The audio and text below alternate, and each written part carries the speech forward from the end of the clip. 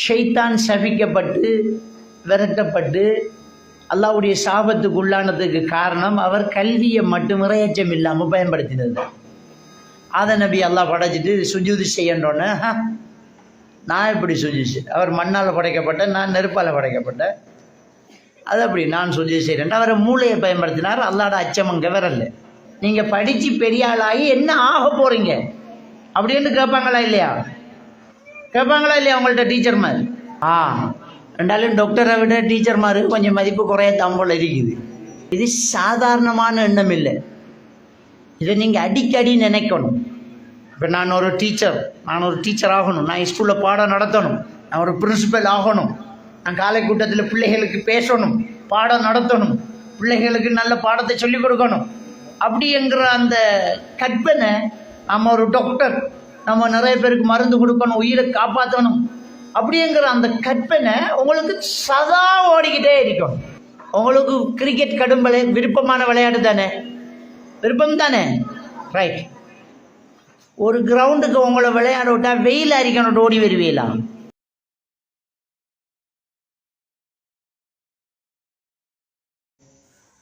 பெருமதிப்புக்குரிய அதிபர்களே, ஆசிரியர் பெருந்தகைகளே, மாணவிகளே, இன்றைய இந்த காலப்பொழுதிலே மாணவர்களாகிய நமக்கு நல்ல ஒரு பயனை அடையக்கூடிய கல்வியாளர்களாக நாம் மாறுவதற்கான ஒரு சில ஆலோசனைகளை உங்களோடு பகிர்ந்து கொள்வதற்காக நான் எழுந்து நின்றிருக்கிறேன். இதில் அதிகமான பிள்ளைகள் சின்ன வயசில் உள்ளவங்களாக இருக்கிறதுனால இன்ஷா அல்லாஹ் 10:30 மணி வரைக்கும் ஒரு கட்டமாகவும் 10:30 மணிக்கு பிறகு 7ஆம் ஆண்டுக்கு மேலே உள்ளவங்களுக்கு மட்டும் ஒரு நிகழ்ச்சியும் இருக்கும். 10:30 மணியோட சின்ன பிள்ளைங்க என்ன செய்யலாம், 6ஆம் வகுப்பு வரை உள்ளவங்க நீங்கள் வீடு போகலாம். ஒரு மணி நேரம் உங்களோட மட்டும் ஒரு அடிப்படை விஷயத்தை நம்ம பேசிட்டு தொடர்ந்து அடுத்தவங்களுக்கு ஒரு நிகழ்ச்சி இருக்கு இன்ஷா அல்லாஹ். சரி, இப்போ இந்த 1 மணி நேரம் உங்கள்கிட்ட நான் பேசும்போது நல்லா கவனிக்கணும் பிள்ளையார். இந்த 1 மணி நேரம் நான் உங்கள்கிட்ட பேசும்போது நான் உங்கள்கிட்ட சில கேள்விகள் கேட்பேன். அதுக்கு பதில் தெரிஞ்சவங்க பதில் சொன்னால் அவங்களுக்கு ஒரு பணப்பரிசு இருக்கு. சரியா? கவனிப்பீங்களா? சரிதானே? ரைட். முதல்ல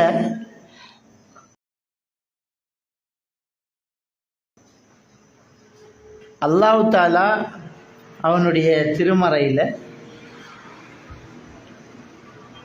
இக்ரா பிஸ்மி ரப்பிக்க அல்லதி ஹலக்ன்னு சொல்கிறான். எப்படி? உன்னுடைய படைத்த இரட்சகனின் பெயர் கொன்று படி அப்படிங்கிறான். நம்ம படிக்கணும். அந்த படிப்பு இறையச்சமுள்ள படிப்பாகத்தான் இருக்கும். தனியாக படித்து கல்வி மட்டும் இருந்து அல்லாஹ்வை பற்றி அச்சம் இல்லை, தொழுகை இல்லை, மார்க்கம் இல்லைன்னா அந்த கல்வி நமக்கு பிரயோசனம் தராது. முதல்ல ஷைத்தான் சபிக்கப்பட்டு விரட்டப்பட்டு அல்லாஹ்வுடைய சாபத்துக்கு உள்ளானதுக்கு காரணம் அவர் கல்வியை மட்டும் இறையச்சம் இல்லாமல் பயன்படுத்தினது. ஆத நபி அல்லாஹ் படைச்சிட்டு சுஜூது செய்யன்றோன்னு நான் எப்படி சுஜூது, அவர் மண்ணால் படைக்கப்பட்ட, நான் நெருப்பால் படைக்கப்பட்டேன், அது அப்படி நான் சுஜூது செய்கிறேன். அவரை மூளையை பயன்படுத்தினார். அல்லாட அச்சம் அங்கே வரல. அல்லாஹ் சொல்கிறானே என்று அச்சம் வரல. அது எப்படி என்ற கல்வியை பயன்படுத்தினார். அப்போ கல்வி மட்டும் தனியாக வந்து நின்றால் நம்மளை நரகத்துக்கு தான் கூட்டிப்போம். தனியாக படிப்பு மட்டும் இருந்தால் சொர்க்கம் போய்த்திடலாமா, நல்லா வாழ்ந்துடலாமா? அல்லாட அச்சம் இல்லாட்டி படிப்பு என்ன செய்யாது, நமக்கு ஒரு நல்ல பிரயோசனத்தை தராது. அப்போ என்ன செய்யணும்? முதல்ல அல்லாட அச்சத்தோடு படிக்கணும். இறையச்சம் நமக்கு கண்டிப்பாக இருக்கணும்.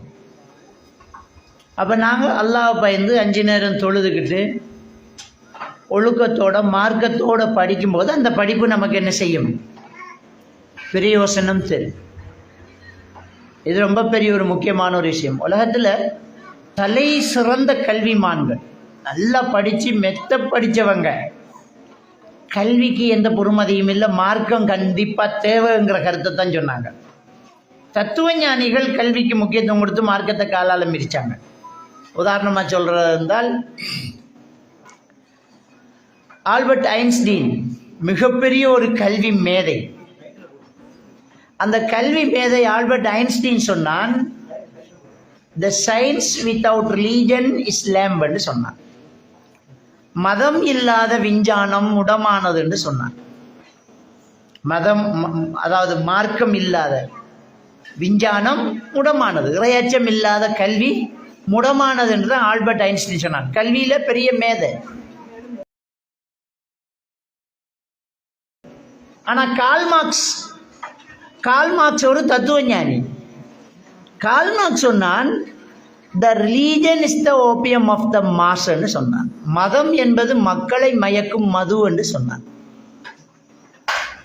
அப்ப கல்வி என்கிறது இறையச்சத்தோடு இருந்தால்தான் அது மனுஷனுக்கு பிரயோசனம் தரும். இது மட்டும் இல்லை, சயின்ஸில் ஒரு உச்சக்கட்டத்துக்கு போகும்போது மூளை தோற்று போகும்.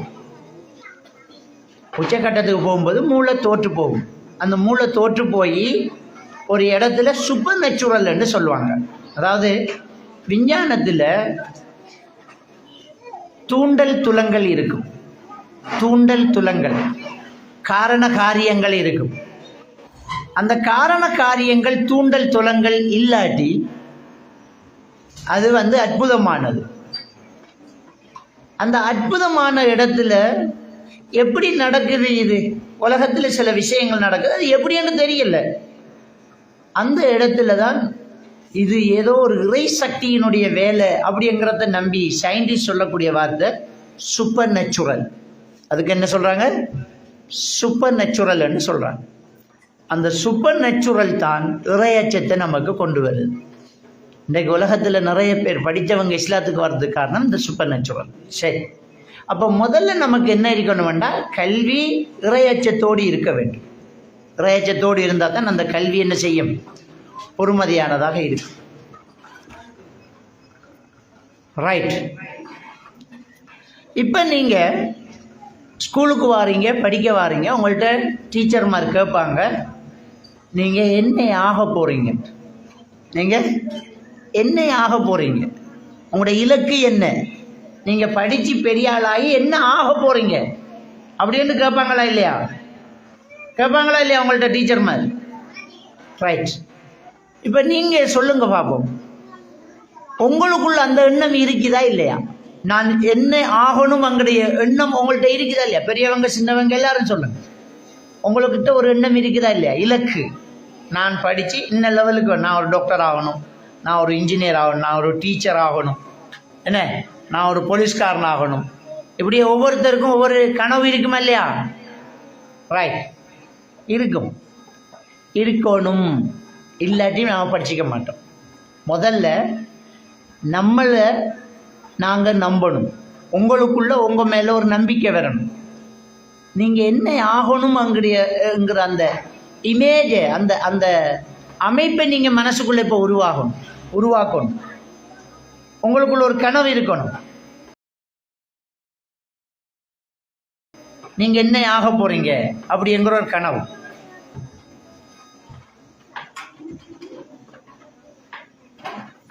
நீங்கள் எழும்பி நில்லுங்களா, ஒரு கேள்வி கேட்கப்போம். ரைட். நீங்கள் என்ன ஆக போகிறீங்க?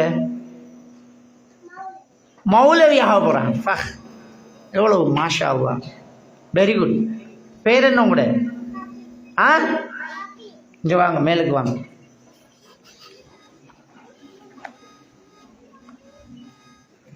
மௌலவிக்கு ஒரு கிஃப்ட் கொடுப்போமா?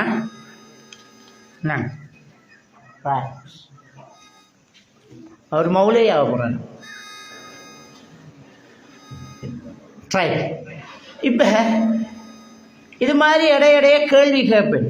பதில் சொன்னாங்களுக்கு பரிசுறீங்க.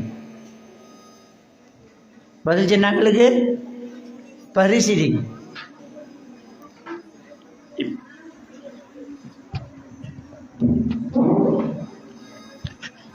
இப்போ உங்களுக்குள்ள என்ன ஆகணும்ங்கிற ஒரு கனவு கண்டிப்பாக இருக்கணுமா இல்லையா? அவர் மௌலவி ஆகணுமாம், டாக்டர் ஆகணும்னு நினைக்கிறார்கள், கையை தூக்குங்க. அப்போ மாஷா அல்லாஹ், நம்முடைய ஸ்கூலில் இவ்வளவு பேர் டாக்டர் ஆக போகிறீங்க, அல்லாஹ் பறக்கச் செய்யணும், அவ்வளோ பேரும் டாக்டர் ஆகணும். Right right. ஒரு டீச்சர் ஆகணும், சார் ஆகணும்னு நினைக்கிறார்கள், கையை தூக்குங்க. அப்போ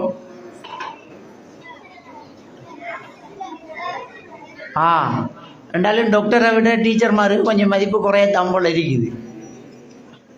ரைட். இப்போ நீங்கள் என்ன கையை தூக்கினீங்க தானே, நீங்கள் டாக்டர் ஆகணும்னு நினைச்சிங்க தானே. இது சாதாரணமான எண்ணம் இல்லை, இதை நீங்கள் அடிக்கடி நினைக்கணும். இப்போ நான் ஒரு டீச்சர் ஆகணும், நான் ஸ்கூலில் பாடம் நடத்தணும், நான் ஒரு பிரின்சிபல் ஆகணும், நான் காலை கூட்டத்தில் பிள்ளைகளுக்கு பேசணும், பாடம் நடத்தணும், பிள்ளைகளுக்கு நல்ல பாடத்தை சொல்லிக் கொடுக்கணும் அப்படிங்கிற அந்த கற்பனை. நம்ம ஒரு டாக்டர், நம்ம நிறைய பேருக்கு மருந்து கொடுக்கணும், உயிரை காப்பாற்றணும் அப்படிங்கிற அந்த கற்பனை உங்களுக்கு சதா ஓடிக்கிட்டே இருக்கணும், சதா ஓடிக்கிட்டே இருக்கணும். செய்கிறதா அதை செய்கிறதா ரைட், விடக்கூடாது. நாம் அந்த இலக்கை அடையணுங்கிறது சதா இருந்துக்கிட்டே இருக்கணும். ஏன் நான் சொல்கிறேன்டால், எந்த ஒரு மனசில் எந்த ஒரு பிள்ளைக்கு எதிர்காலத்தை பற்றிய ஒரு கனவு பலமாக இருக்குதோ அதுக்கு அது இலேசுபடுத்தப்படும். அது சம்பந்தப்பட்ட விஷயங்கள்லாம் அந்த பிள்ளைக்கு லேசாகும், அது லேசாக அதுக்கு கிடைக்கும், அது லேசாக கிடைக்கும், அது லேசாக படிக்கலாம், கஷ்டம் இருக்காது. நீங்கள் ஒன்றை விரும்பினால் அது உங்களுக்கு கஷ்டம் இல்லை. கிரிக்கெட் விளையாட கடும் விருப்பமானாக்க கையதுங்க. Wow right. இப்போ நான் ஒரு விஷயம் சொல்கிறேன் கேளுங்க. உங்களுக்கு கிரிக்கெட் கடும் விருப்பமான விளையாட்டு தானே, விருப்பம் தானே, ரைட். ஒரு கிரவுண்டுக்கு உங்களை விளையாட விட்டால் வெயில் அரிக்கணும், ஓடி வருவீங்களா? ஏல, வெயில் விளங்காது. வேறுக்குது என்று விட்டு போட்டு வருவீங்களா? இல்லை. Very good. விழுந்து உறைஞ்சு பட்டு ரத்தம் பெறுது, விட்டு போட்டு வருவீங்களா? பா, எங்கேயோ ஃபெய்த் இல்லை. ஏன்னு தெரியுமா? அது வெயில் விளங்கல்ல, வேர்வை விளங்கல்ல, ரத்தம் பாறது விளங்கல்ல. ஏன்னு தெரியுமா? அதை நீங்கள் கடுமையாக விரும்புகிறீங்க. ஓகேயா? சரியா நான் சொன்னது? நீங்கள் ரொம்ப விரும்புகிறீங்க. நீங்கள் ரொம்ப விரும்பினா அதை செய்யும்போது உங்களுக்கு கஷ்டம், பசி, பட்டினி, தாகம், சோறுதுங்கிற டைம்மா காத்துக்கு நிற்பா. 1:30 மணியா போயிட்டு வேணா காணலண்டு மர அசருக்கு திங்கலாம். வெயில் சும்மா வெளுத்து வாங்கும், கீழே விழுந்து முடங்கால் பிஞ்சு ரத்தம் ஒழுகும். என்ன மச்சான், ரத்தம் கடுமையாக வருது, நாளைக்கு வரமாட்டே ஆகுமா? வாரு நாளைக்கு நம்ம வாரு டேய் காயம், அது சரியாயிடும், அது சரியாயிடும். சொல்கிறதா இல்லையா? சொல்கிறதானே? அப்போ இதுக்கு என்ன காரணம்ங்கிறீங்க? விருப்பம். என்ன காரணம்? விருப்பம். இதைத்தான் ஆங்கிலத்தில் சப்ஜெக்டிவ்னு சொல்லுவாங்க. சப்ஜெக்டிவ், அகவலய காரணி. சப்ஜெக்டிவ் என்ன? அகவலய காரணி. மனசில் ஏற்பட்ட விருப்பம். அந்த விருப்பத்துக்கு என்ன நடக்கும்? கஷ்டம் தெரியாமல் போகும். நீங்கள் படிக்கணும், ஒரு டாக்டர் ஆகணும் அப்படி என்ற ஒரு வெறித்தனமான எண்ணம் உங்களுக்குள்ள இருந்தால், சாதிக்கணும் என்கிற எண்ணம் உருவாகினால், உங்களுக்கு ஸ்கூலுக்கு வர்றது, நேரத்தோட எழும்புறது, ஹோம்ஒர்க் செய்கிறது, கிளாஸுக்கு போகிறது, பயிற்சி செய்கிறது சந்தோஷமாக இருக்கும். கஷ்டமாக இருக்குமா? கஷ்டமாக இருக்காது. ஸ்கூல் லீவாமண்டா கடும் சந்தோஷம் பெறுதுண்டா ஆளுக்கு படிக்க விருப்பம் இல்லைன்னு அர்த்தம். நாளைக்கு ஸ்கூல் இல்லைன்னு சொன்னோன்னே எல்லாரும் கத்துறோம்டா, சம்திங் ராங், நமக்கு படிப்பு ஏறாது. விளக்குதா? கவலை வரணும். அல்லாவே இப்படியே இந்த ஆக்கள் லீவை தந்ததுன்னா நாமே இப்ப டாக்டர் ஆகும்.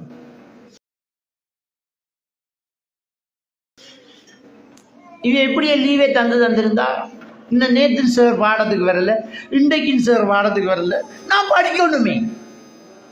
என்னோட பிரின்சிபல்கிட்ட போய் சொல்லுவோம், சார் பாடம் 2 நாளா நடக்கல, வேற ஒரு சாரை போடணும் சொல்லணுமா இல்லையா? படிக்கணுமா இல்லையா?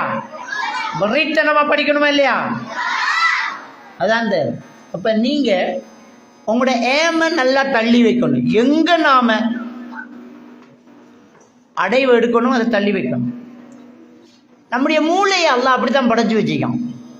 எப்படி படைச்சு வச்சுக்காண்டா, ரசூலுல்லாஹி ஸல்லல்லாஹு அலைஹி வஸல்லம் சொன்னாங்க, நீங்க அல்லாஹ் கிட்ட கேட்டா ஜன்னத்துல் ஃபிர்தௌஸை கேளுங்கிறாங்க. ஜன்னத்துல் ஃபிர்தௌஸ்ங்கிறது சொர்க்கத்துல ரொம்ப உயர்ந்த சொர்க்கம், அதுக்கு மேல ஒன்றும் கிடையாது. ஆக டொப்பில் இருக்கக்கூடிய சொர்க்கம் எது? என்ன சொர்க்கம்? ஜன்னத்துல் ஃபிர்தௌஸ். அதைத்தான் கேளுங்கன்னாங்க. இப்ப என்ன பிரச்சனைண்டா, அதை கேட்கறதுக்கு நாம தகுதி இல்லைதான். ஆனா கற்பனை பண்ணக்குள்ள பெருசா வைக்கணும், அப்பதான் அதுக்கேற்ற மாதிரி அமல் செய்யலாம். கற்பனை மூளையில உங்களோட எண்ணத்தை நல்லா வைக்கணும். பக்கத்துல வச்சுட்டா அதோட டயர்ட் ஆயிடுவீங்க. இப்போ உதாரணமாக ஸ்கூல் கலையுது, ஸ்கூல்ல இருந்து நீங்க வீட்டை போறீங்க, நீங்க 2 ஃப்ரெண்ட்ஸ் 2 பேர் சேர்ந்துட்டீங்க. ஸ்கூல்ல இருந்து வெளியில வரும்போது 2 பேர மூளையும் அவரவர் வீட்டை கற்பனை பண்ணும். ஒரு ஆளை வீடு ஒரு 100 மீட்டர்ல இருக்கும், இன்னொரு ஆளை வீடு 200 மீட்டர்ல இருக்கும். அதாவது நீங்க 2 கூட்டாளி மாதிரி ஒன்றா போறீங்க, உங்களோட வீடு வந்தோடனே பாய்டா பாய்தி என்றோட்டு நீங்க நிக்க போறீங்க, அவ தொடர்ந்து நடக்க போறான். ஸ்கூலுக்கும் உங்களோட வீட்டுக்கு விழுந்த அதே தூரம் திரும்ப அவ இன்னும் நடக்கணும். நல்லா மனசுல வச்சுக்கோங்க. ஸ்கூல்ல இருந்து நீங்க வெளியிறங்கும் போது தனித்தனியாக உங்களோட 2 பேர மூளையும் உங்களோட வீட்டை கற்பனை பண்ணி நாம வீட்டை போறோம் அப்படிங்கிறத உங்களை அறியாம உங்க மனசு நினைச்சு மூளை அதுக்கேற்ற மாதிரி உங்களுக்கு தேவையான உடல் உறுப்புகளினுடைய உற்சாகத்தை மூளையினுடைய ஹைப்போதாலம்ஸ் உங்களுக்கு தரும். இவ்வளவு பலம் தேவை, இவ்வளவு வேகமாக நம்ம இயங்கணும், இவ்வளவு சக்தி தேவைங்கிறத உங்களோட மூளை டிசைன் பண்ணி உங்களுக்கு அந்த உணர்வுகள் எல்லாம் கடத்தப்பட்டு நீங்க இயங்கி நடப்பீங்க. அந்த 100 மீட்டர்ல வீடு வார பொம்பளை பிள்ளை அல்லது ஆம்பளை பிள்ளை அந்த வீடு அடி வந்த உடனே டயர்ட் ஆகுவாங்க. அப்படியே வீட்டை போன உடனே செப்பாத்த கலெக்டரில் உதற இப்படி ஒரு ஒத்துவேன் பூக்காண்டுக்கு கொண்டு இப்படி இன்னொன்று இப்படி கிடக்கும், உதறி விட்டாச்சு. போய் கதிரையிலேருந்து இவ்வளோ தூரம் வீட்டுக்கு போன உங்களுக்கு அங்கே வீட்டில் அந்த கிச்சனில் போய் ஒரு டம்ளரில் தண்ணி எடுக்கிறதுக்கே இல்லை, அம்மா தண்ணி தாம்மா, டயர்ட் ஆயிட்டீங்களா இல்லையா? அவ்வளோ டயர்டாக இருக்கு. அதே நேரம் யோசிச்சு பாருங்க, உங்களோட வந்த உங்களோட ஃப்ரெண்டு இன்னும் நடந்துக்கிட்டு இருக்கான், நீங்கள் டயர்டாக இருக்கிற நேரம் அவள் இன்னும் வீடு போய் சேரல, அவள் தொடர்ந்து நடந்துக்கிட்டே இருக்கான். ஆனால் அவங்க வீடு வந்தோடனே அவங்க டயர்டாகிடுவாங்க. இதுதான் மூளோட ஃபங்க்ஷன். இதான் மூளோட ஃபங்க்ஷன். விளக்கிட்டா? அதாவது மூளையில் நம்ம என்ன எண்ணத்தை தூக்கி வைக்கிறோமோ அதுக்கு ஏற்ற சக்திகளைத்தான் இந்த மூளை நம்முடைய உடம்புக்கு என்ன செய்யும், தரும். அப்போ உங்களோட எண்ணத்தை நல்லா தள்ளி வைங்க, இடையில உங்களுக்கு டயர்டு இருக்காது. படிக்க போகிற நமக்கு கவனிக்கணும், ஆஜியார் கவனிக்கணும். நாம் உங்களோட அங்காச்சிட்டிக்கோம், சரியான ரைட். உங்களுக்கு பக்கத்தில் இருக்கிற ஆளோட கதைக்கணும் அப்படின்ற ஒரு எண்ணம் வந்தால் கையை தூக்குங்க. எனக்கிட்ட இப்போ இல்லை, எண்ணம் வந்தா கையை தூக்கினா அந்த கையை தூக்கின அளவெளியில் கொண்டு விட்டுருவோம். நாங்கள் போய் கழிச்சு போட்டு வாங்க, சரியா?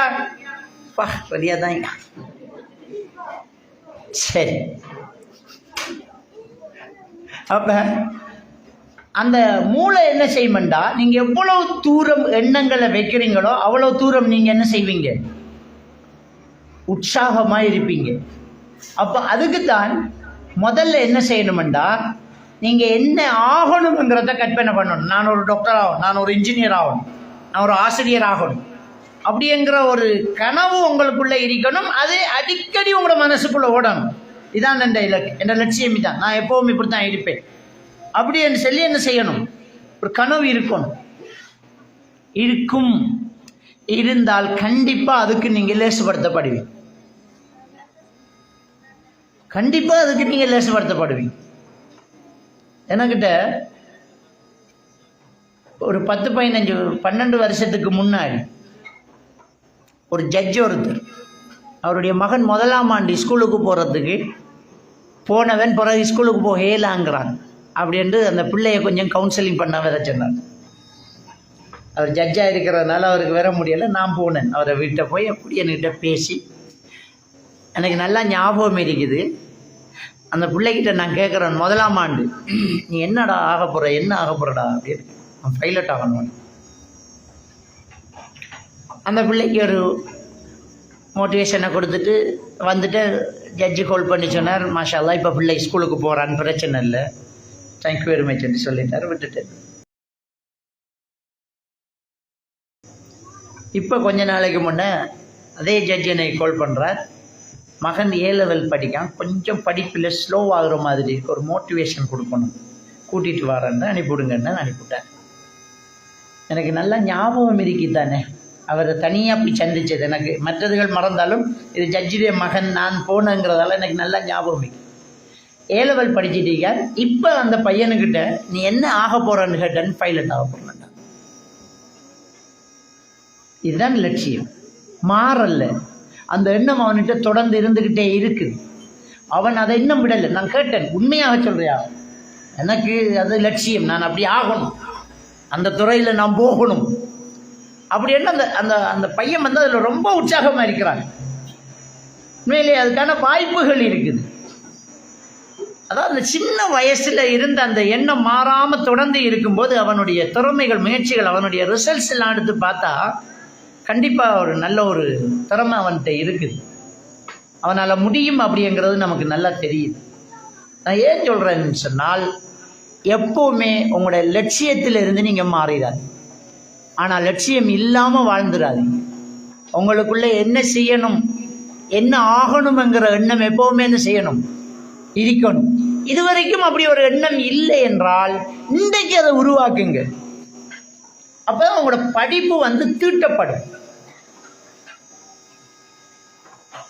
ஒரு சிலர் சொல்கிறதானே, எங்களோட ஊரில் ஒழுங்கான டியூஷன் கிளாஸுகள் இல்லை, எங்களுடைய ஸ்கூலில் வந்து தரம் குறைவு, இல்லாட்டி சரியான டீச்சர்ஸ் எடுக்க கஷ்டம், எங்களோட வீட்டில் கரண்ட் இல்லை, எங்களோட வீட்டில் மேசை கதில் இல்லை, உட்காந்து படிக்கக்கூடிய ஒரு ரூம் செட்டப் எங்களுக்கு இல்லை, வீட்டில் சின்ன தம்பி தங்கச்சிகள் அது படிக்க உடுவுகள் இல்லை, இது பாப்பா ஒரே வேலைக்கு கூப்பிட்ற, வேலைக்கு போகிற, அவரோட ஹெல்ப்பு போகிற, பொழைக்கு போகிற, கொஞ்சம் வீட்டு வேலை, இது தாத்தாவுக்கு நான் தான் கடைக்கு போகணும், இதனால் படிக்கிற பெரிய கஷ்டம்னு ஒரு ஆள் சொல்லுது இல்லவா, பச்சை பொய். அப்படி ஒன்று இல்லை. இதை சொல்கிற ஆட தெரியாதவன் மேடை கோணலன்னு சொல்கிறேன். ஆட தெரியாதவனுக்கு மேடை கோணலாம்னு சொல்கிறேன். படிக்கணும் என்ற ஒரு லட்சியத்தை நீங்கள் எடுத்துட்டீங்கண்டா குடிசைக்குள்ளும் படிப்பு வரும், கரண்ட் இல்லாத இருட்டுக்குள்ளும் படிப்பு வரும், வீட்டில் தம்பி தங்கச்சிகள் எல்லாம் கஷ்டப்படுத்தினாலும் படிப்பு வரும், பாப்பாவோட வேலைக்கு போயிட்டு வந்தும் படிப்பு வரும். படிக்கணும் என்று நினச்சா படிக்கலாம், இல்லை எந்த மாற்றமும் என்னல்ல இருக்காது. படிக்கலாம், படிக்கணும் என்று எண்ணம் வந்துட்டா. ஆட தெரியாதவனுக்கு தான் மேடை கோணல்னு சொல்கிறது. நீங்கள் படிக்கணும் என்று உறுதி கொண்டுட்டீங்கன்னு சொன்னால் அந்த ஒரு சின்ன கெப்பில் உங்களால் படிக்க முடியும். இதுதான் பெரிய ஒரு முக்கியமான ஒரு விஷயம். நிறைய படிப்பில் சிறந்த ஒரு பெறுபரை எடுத்த, சாதித்து காட்டிய பெரிய பெரிய ஆக்களுடைய வரலாறுகளை எடுத்து பார்த்தா அவங்க படிச்சுக்கிட்டு வேலைக்கு போனாக்களாக இருப்பாங்க. பாப்பாவோட வேலை செஞ்சாக்கள், கொலைக்கு போனாக்கள், வீட்டில் காய்கறிகளை பிச்சு கடைக்கு கொண்டே கொடுத்து போட்டு வந்து ஸ்கூலுக்கு போன ஆக்கள், பாப்பாவுக்கு வீட்டை கடை இருக்கு, அந்த கடையில் வேலை செஞ்சுட்டு படித்த ஆக்களாக இருப்பாங்க. அதாவது அவங்க வீட்டிலையும் வேலையை செஞ்சுட்டு இருக்கிற நேரத்தில் படித்து ஒரு பெரிய இடத்தை பிடிச்சிருக்கிறாங்க என்றால் அவங்களுக்கு மூளையில் எப்போவுமே நான் வெத்தணும், நான் சாதிக்கணும், நான் முன்னுக்காகணும் என்கிற அந்த வெறித்தனமான எண்ணம் தான் முக்கியமான ஒரு காரணம். பிள்ளைகள், நான் உங்களுக்கு சொல்லிக்கொள்ள விரும்புகிறது, முதல்ல நீங்கள் படிக்கணும் அப்படி என்றால் ஒரு ஒரு ஒரு பயிர் செய்யணும். ஒரு நிலத்தில் நீங்கள் நல்ல ஒரு பயிர் செய்யணும், ஒரு எள்ளு விதைக்கணும், ஒரு நெல் விதைக்கணும் அப்படின்னு சொன்னால் எடுத்ததும் நெல்லை கொண்டு போயோ எள்ளை கொண்டு போயோ நிலத்தில் போட மாட்டோம். நம்மளோட வாப்பா அம்மா என்ன செய்வாங்க? எள்ளை கொண்டு வீட்டுக்கு வச்சு போட்டு நிலத்தை என்ன செய்வாங்க? உழவுவாங்க. அதில் இருக்கிற புல்லு பூட்டெல்லாம் எடுப்பாங்க, அதுக்கு தண்ணியை பாய்ச்சி அப்படியே சமப்படுத்துவாங்க, அதை மம்பட்டியால் கொத்தி பிரட்டி அதுக்குள்ளே சேதன பயலைகளை போடுவாங்க, அதை ஒரு பண்படுத்தி அது கிளியராக அப்படியே அழகாக நீட்டாக இருக்கும்போது இப்போ எள்ளை போடுவாங்க. நான் சொல்ல வர்றது என்னென்றால், உங்களுக்கு நெல் போகிறதும் எள்ளு போகிறதும் இந்த பள்ளிக்கூடம் அவங்க உங்களுக்கு பாடத்தை சொல்லித்தராங்க. ஆனால் நீங்கள் அந்த நிலம், உங்களோட நிலத்தில் புல்லு பூண்டு இருந்தால், தண்ணி இறங்காத கிட்டி போன மண் இருந்தால் அவங்க போகிற நெல்லும் எள்ளும் முளைக்காது. இங்கே படித்து தர எதுவுமே ஏறாது. அதனால் நீங்கள் முதல்ல செய்ய வேண்டியது உங்களை நீங்கள் தயார்படுத்தணும். இதுதான் சப்ஜெக்டிவ், அகவலய காரணிகள். உங்களை நீங்கள் என்ன செய்யணும்? தயார்படுத்தணும். அப்படி உங்களை நீங்கள் நல்லா தயார்படுத்தினால் கண்டிப்பாக உங்களால் சாதிக்க முடியும். கண்டிப்பாக உங்களால் என்ன செய்ய முடியும்? சாதிக்க முடியும்.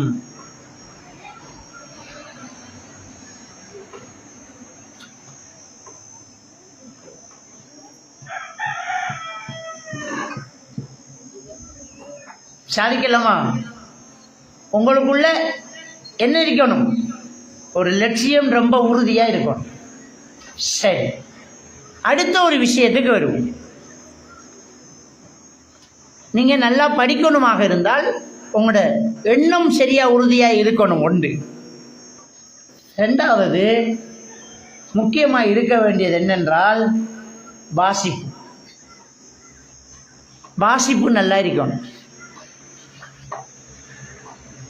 இந்த வாசிப்புக்கும் படிப்புக்கும் தடையாக இருக்கிறது என்னன்னு தெரியுமா?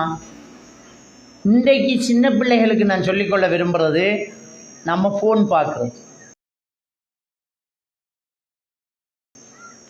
கூடுதலாக நாம் வீட்டை அம்மா பாப்பாட ஃபோன் இருக்கும் தானே, ஃபோனை பார்க்க தொடங்கிட்டோம்னு சொன்னால் நம்மளால் படிக்க முடியாது. ஃபோன் பார்க்குறது, வீட்டில் பாப்பா அம்மா என்ன செய்வாங்க? நமக்கு ஃபோனை கொஞ்சம் தண்ணி, நீங்கள் விட மாட்டீங்க, ஃபோனை கேட்பீங்க. அந்த ஃபோன் எந்நேரமும் பார்க்குறது கூடாது.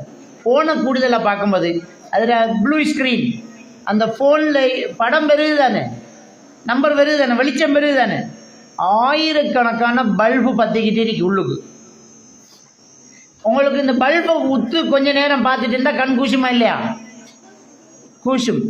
அதை ஃபோனில் பல பல்புகள் பற்றி தான் ஒரு பூவையோ ஒரு பழத்தையோ ஒரு காயையோ ஒரு கார்ட்டூனையோ காட்டுது. அதை கிட்ட வச்சு நம்ம எந்நேரம் பார்த்துட்டு இருக்கிறோம். அது கண்ணுக்கு பெரிய ஆபத்து. கண்ணுக்கு தொடர்ந்து ஃபோன் பாவிக்கலாமா? பாவிக்க. கண்ணுக்கு பெரிய ஆபத்தாக இருக்கு, தொடர்ந்து ஃபோன் பாவிக்கலாது. அதே நேரத்தில் இந்த ஃபோனை நீங்கள் தொடர்ந்து பாவிக்கிற நேரம் கண்ணுக்கு ஆபத்துண்டி. அடுத்தது உங்களுடைய எண்ணத்தில் பெரிய ஒரு பிரச்சனை வரும். உங்களுடைய எண்ணங்கள் ஒரு விஷயத்தில் கவனத்தை கூட செலுத்த முடியாமல் தோற்று போகும். அதனால தான் கூடுதலாக ஃபோன் பாவிக்கும் போது ஞாபக சக்திகள் குறையும், மனன சக்தி என்ன செய்யும்? குறைஞ்சிக்கிட்டு வரும். ஃபோன் பாவிக்கலாமா? எந்நேரமும் வீட்டில் ஃபோன் கேட்குறதா? கேட்கக்கூடாது. பாப்பா அம்மா கிட்ட ஃபோன் எந்நேரமும் கேட்டு எடுக்கக்கூடாது, ஃபோன் பார்த்துக்கிட்டு இருக்கக்கூடாது. எப்பயாவது ஒரு தரம் ஃபோனை பார்த்து அது வேறு விஷயம். ஆனால் எப்போவுமே ஃபோன் பார்க்கணும். வீட்டை போய் ஃபோனை தாண்டி சண்டை பிடிக்கிறது, எந்நேரம் ஃபோன் பார்க்கிறது, இது உங்களுக்கு படிப்புக்கு அறவே என்ன செய்யாது? பிரயோசனம் தரக்கூடிய விஷயத்தை செய்யாது. உங்களோட படிப்பை கெடுத்துக்கிட்டு இருக்கிறது தான் இந்த ஃபோன் பாவம். முக்கியமாக இந்த ஃபோன் பாவனையிலிருந்து நாங்கள் என்ன செய்யணும்? வெளியில் வரணும். அது ரொம்ப பெரிய ஒரு அவசியமான ஒரு விஷயம். விளங்கிட்டா? 7 வயசுக்கு மேற்பட்ட ஆட்கள் தொழணுமா இல்லையா? தொழணும். சரி, 5ஆம் ஆண்டுக்குள்ள உள்ளாக்கள் கையை தூங்கப்போம். 5ஆம் ஆண்டு 5ஆம் ஆண்டுக்குள்ள ரைட். இப்போ கையை கீழே போடணும். 5ஆம் ஆண்டு 4ஆம் ஆண்டு இன்றைக்கு சுபஹ் தொழுதால் கையை தூங்கும். மாஷா அல்லாஹ். ரைட்.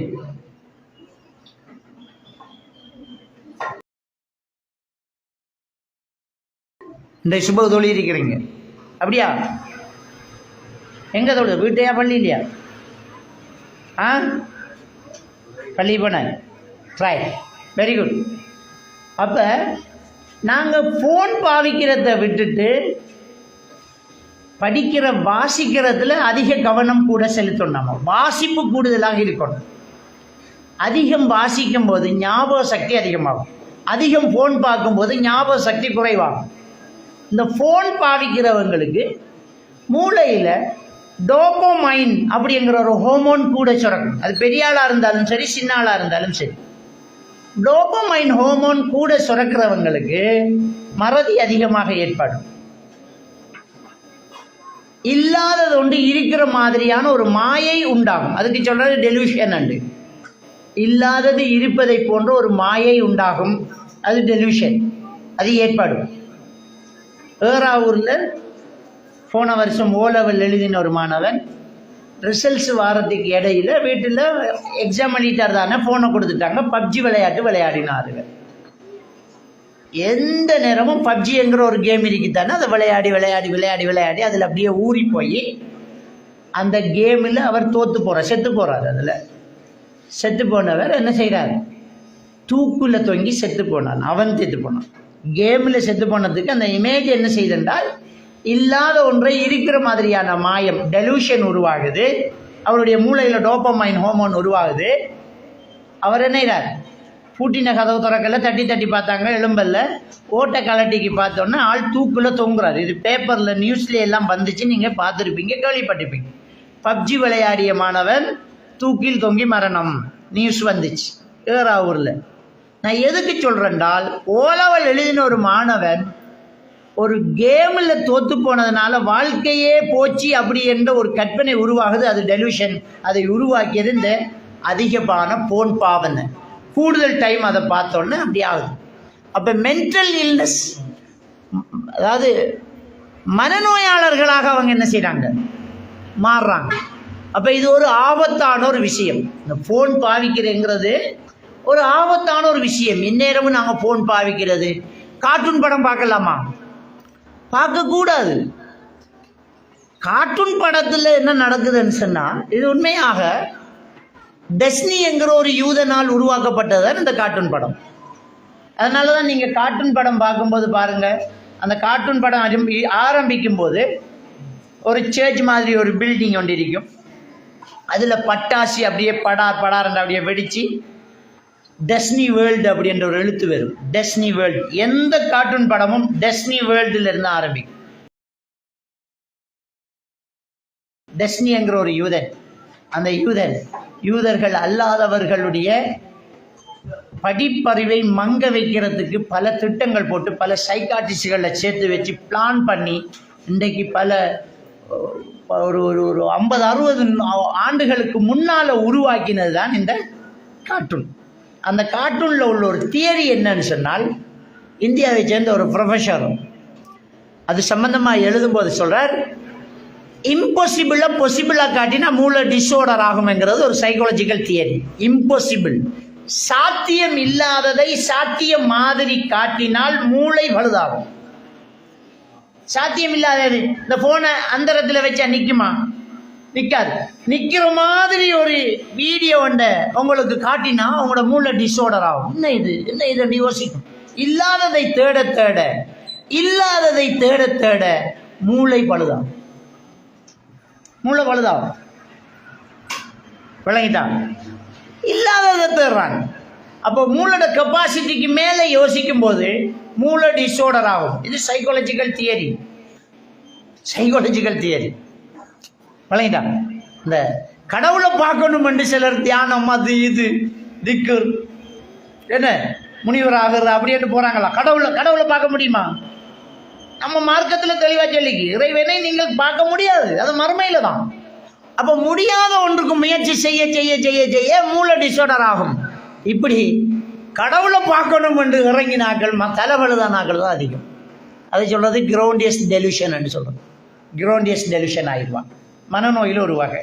இப்படி போனாக்கள் ஆகிடும். அப்ப இந்த கார்ட்டூன் படம் என்ன செய்தண்டா, அந்த கார்ட்டூன் என்னன்னா 2 துண்டாகி திரும்ப ஒட்டி ஓடும், தண்ணிக்கு மேலே நடக்கும். என்ன புலி என்ன செய்யும்? கார் ஆகும், கார் பெரிய ஒரு டைனோசர் ஆகும், டைனோசர் மரம் அப்போ பறவையா பறக்கும், மரம் அது நெருப்பில் விழுந்து சாகும், செத்தது திரும்ப முளைக்கும். அப்போ இது இம்பாசிபிளா இல்லையா? நடக்குமா? நடக்காது. நடக்கிற மாதிரி தானே கார்ட்டூன் காட்டுது. அந்த கார்ட்டூனை பார்க்க பார்க்க நமக்கு படிப்பில் மந்தம் ஏற்படும், திறமைகள் மங்கி போகும், மூளை கரெக்டானதை தான் யோசிக்கும். இறைவன் அப்படித்தான் மூளையை வச்சு படைச்சிருக்கிறான். நம்மளோட மூளை சரியானது தான் யோசிக்கும், நிறங்களை பிரித்து பார்க்கும். கையில் இருக்கிற ஒரு குழந்தை பிள்ளை, ஒரு அண்டு பிறந்த ஒரு 4 நாள் பிறந்த பிள்ளைக்கு உம்மா எதன்று தெரியும்.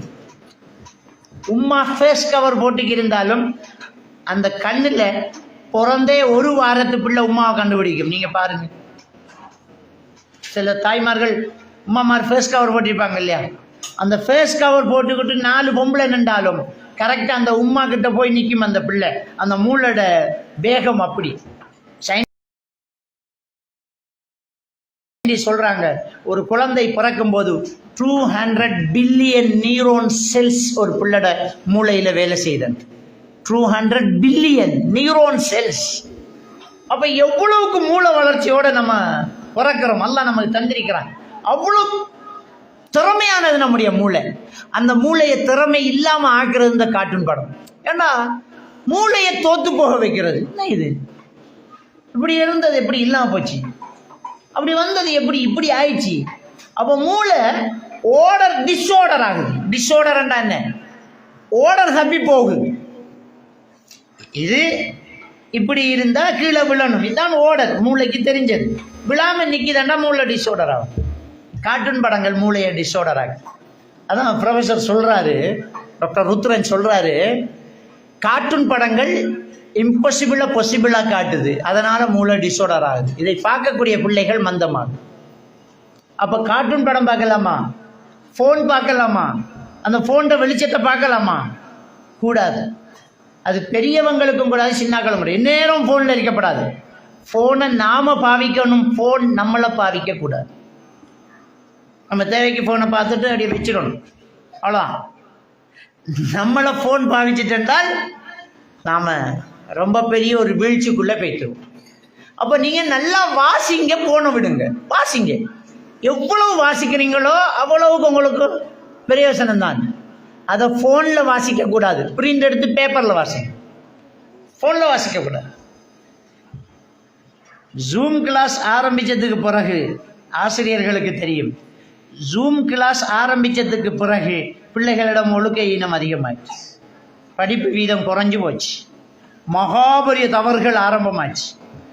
அதிகமான பிள்ளைகள் சிறுவர் நன்னடத்தை பாடசாலைக்கு போய்த்து ஜூம் கிளாஸுக்கு பிறகு. நம்ம கவுன்சிலிங் செய்கிற நம்மளூடாகவே எத்தனை பிள்ளைகள் போய்த்து, நம்மளே எத்தனை பேரை சந்திச்சிட்டோம். வேண்டா இலங்கையில் எவ்வளோ பிரபல்யமான டாக்டர்ஸ் மாதிரி இருக்காங்க, அவங்கள்ட்ட எல்லாம் எத்தனை கேஸ் வந்திருக்கும். நம்ம ஒரு ஆளுக்கு எவ்வளோ கேஸ் இருந்தா எல்லாம் ஜூம் கிளாஸ் வந்ததுக்கு பிறகு அதிகமாகுது. ஃபோனில் நீங்கள் படிக்கணும், ஃபோனில் வாசிக்கணும், ஃபோனை வச்சு கிரிக்கணும், ஃபோனில் அசைன்மெண்ட் வரும், அதை எழுதணும் என்று மட்டும் நினைக்காதீங்க. உங்களோட சார்கிட்ட செல்லுங்க, பிரிண்ட் எடுத்துங்க, காசை தரோம். ஃபோன் தேவையில்லை. ஃபோன் என்கிறது உங்களை நேர்வழிப்படுத்தாது பெரும்பாலும். ஏன்னா அது ஆள தெரியாதவங்களுக்கு சின்ன பிள்ளைட கையில் கூரிய கத்திய பிளேட்டை கொடுக்கலாமா? தருவாங்களா அம்மாமார்? அதை விட கூற தாராங்க. அதான் ஆச்சரியமா இருக்கு. அதை விட கூர்மையானது இது. வெட்டி துண்டாக்கிறோம், உசுரை எடுத்துரும் இது. அதனால நீங்க போன் பாவிக்காதீங்க, புத்தகம் வாசிங்க. உங்களோட சிலபஸில் உள்ள புக் மட்டும் இல்லை, உங்களோட சிலபஸில் உள்ள புக் மட்டும் இல்லை, எந்த புக்காக இருந்தாலும் ஒழுக்கமுள்ள புக், மார்க்கமுள்ள புக், ஸ்டோரி புக், பொது அறிவு புக்குகள் வாசிங்க. பொது அறிவு புத்தகங்கள் வாசிங்க, கதை புத்தகங்கள் வாசிங்க, நீதி கதைகள் வாசிங்க, ஹதீஸ் புத்தகங்களை வாசிங்க, தர்ஜுமத்து குர்ஆனத்தை வாசிங்க, உங்களுடைய சிலபஸில் உள்ள புத்தகங்களை வாசிங்க. வாசிப்பு அதிகப்படுத்த உங்களுக்குள்ள நல்ல திறமைகள் இருக்கு. அப்போ நான் என்னென்ன விஷயம் இதுவரைக்கும் சொல்லிக்க உண்டு, சொல்ல தெரிஞ்சாக்கள் கையை வைத்துங்க. அப்போ இதுவரைக்கும் சொன்னது நீங்கள் வாங்க. என்னென்ன சொல்லியிருக்கேன்? ஒடியா மேடைக்கு ஒடியா. என்னென்ன சொல்லியிருக்கேன்? ஒன்று என்னென்ன சொன்ன நான் ஃபெஸ்ட்டுக்கு என்னடா என்னென்ன சொல்லியிருக்கேன் சொல்ல தெரியுமா? சொல்ல தெரிஞ்சால் கையை தூக்குங்க. அப்போ என்னென்ன சொல்லி பெரிய ஒரு ஆள் கையை வைத்துறோம் இல்லையா?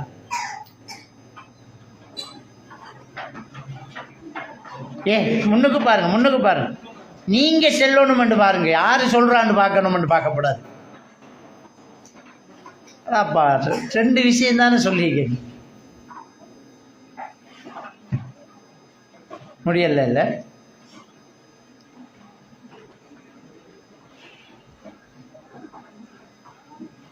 கையை தூக்க சொல்லலாம் என்றாங்க. இதுவரைக்கும் நான் சொன்னதில் முக்கியமான பாயிண்ட் இன்னது சொல்லியிருக்கேன், 2வது இன்னும் சொல்லியிருக்கேன். அவ்வளோ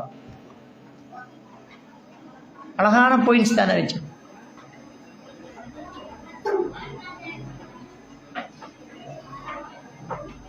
முடியல புத்தருக்கும் சொல்லலாம். தைரியமா வரணும். ரைட். முதலாவது சொன்னோம் கனவுகான். என்ன செய்யணும்? உங்களுக்கு ஒரு லட்சியத்தை நீங்க என்ன செய்யணும்? வைக்கணும். நான் இன்னும் ஆகணும், லட்சியத்தை வைக்கணும். சொன்னா இல்லையா?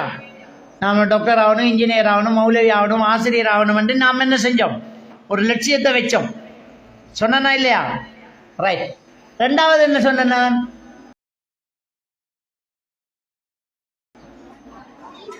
ஃபோன் யூஸ் பண்ணக்கூடாது, கார்ட்டூன் படம் பார்க்கக்கூடாது. அதுக்கு பதிலாக என்ன செய்யணும்? வாசிக்கணும்.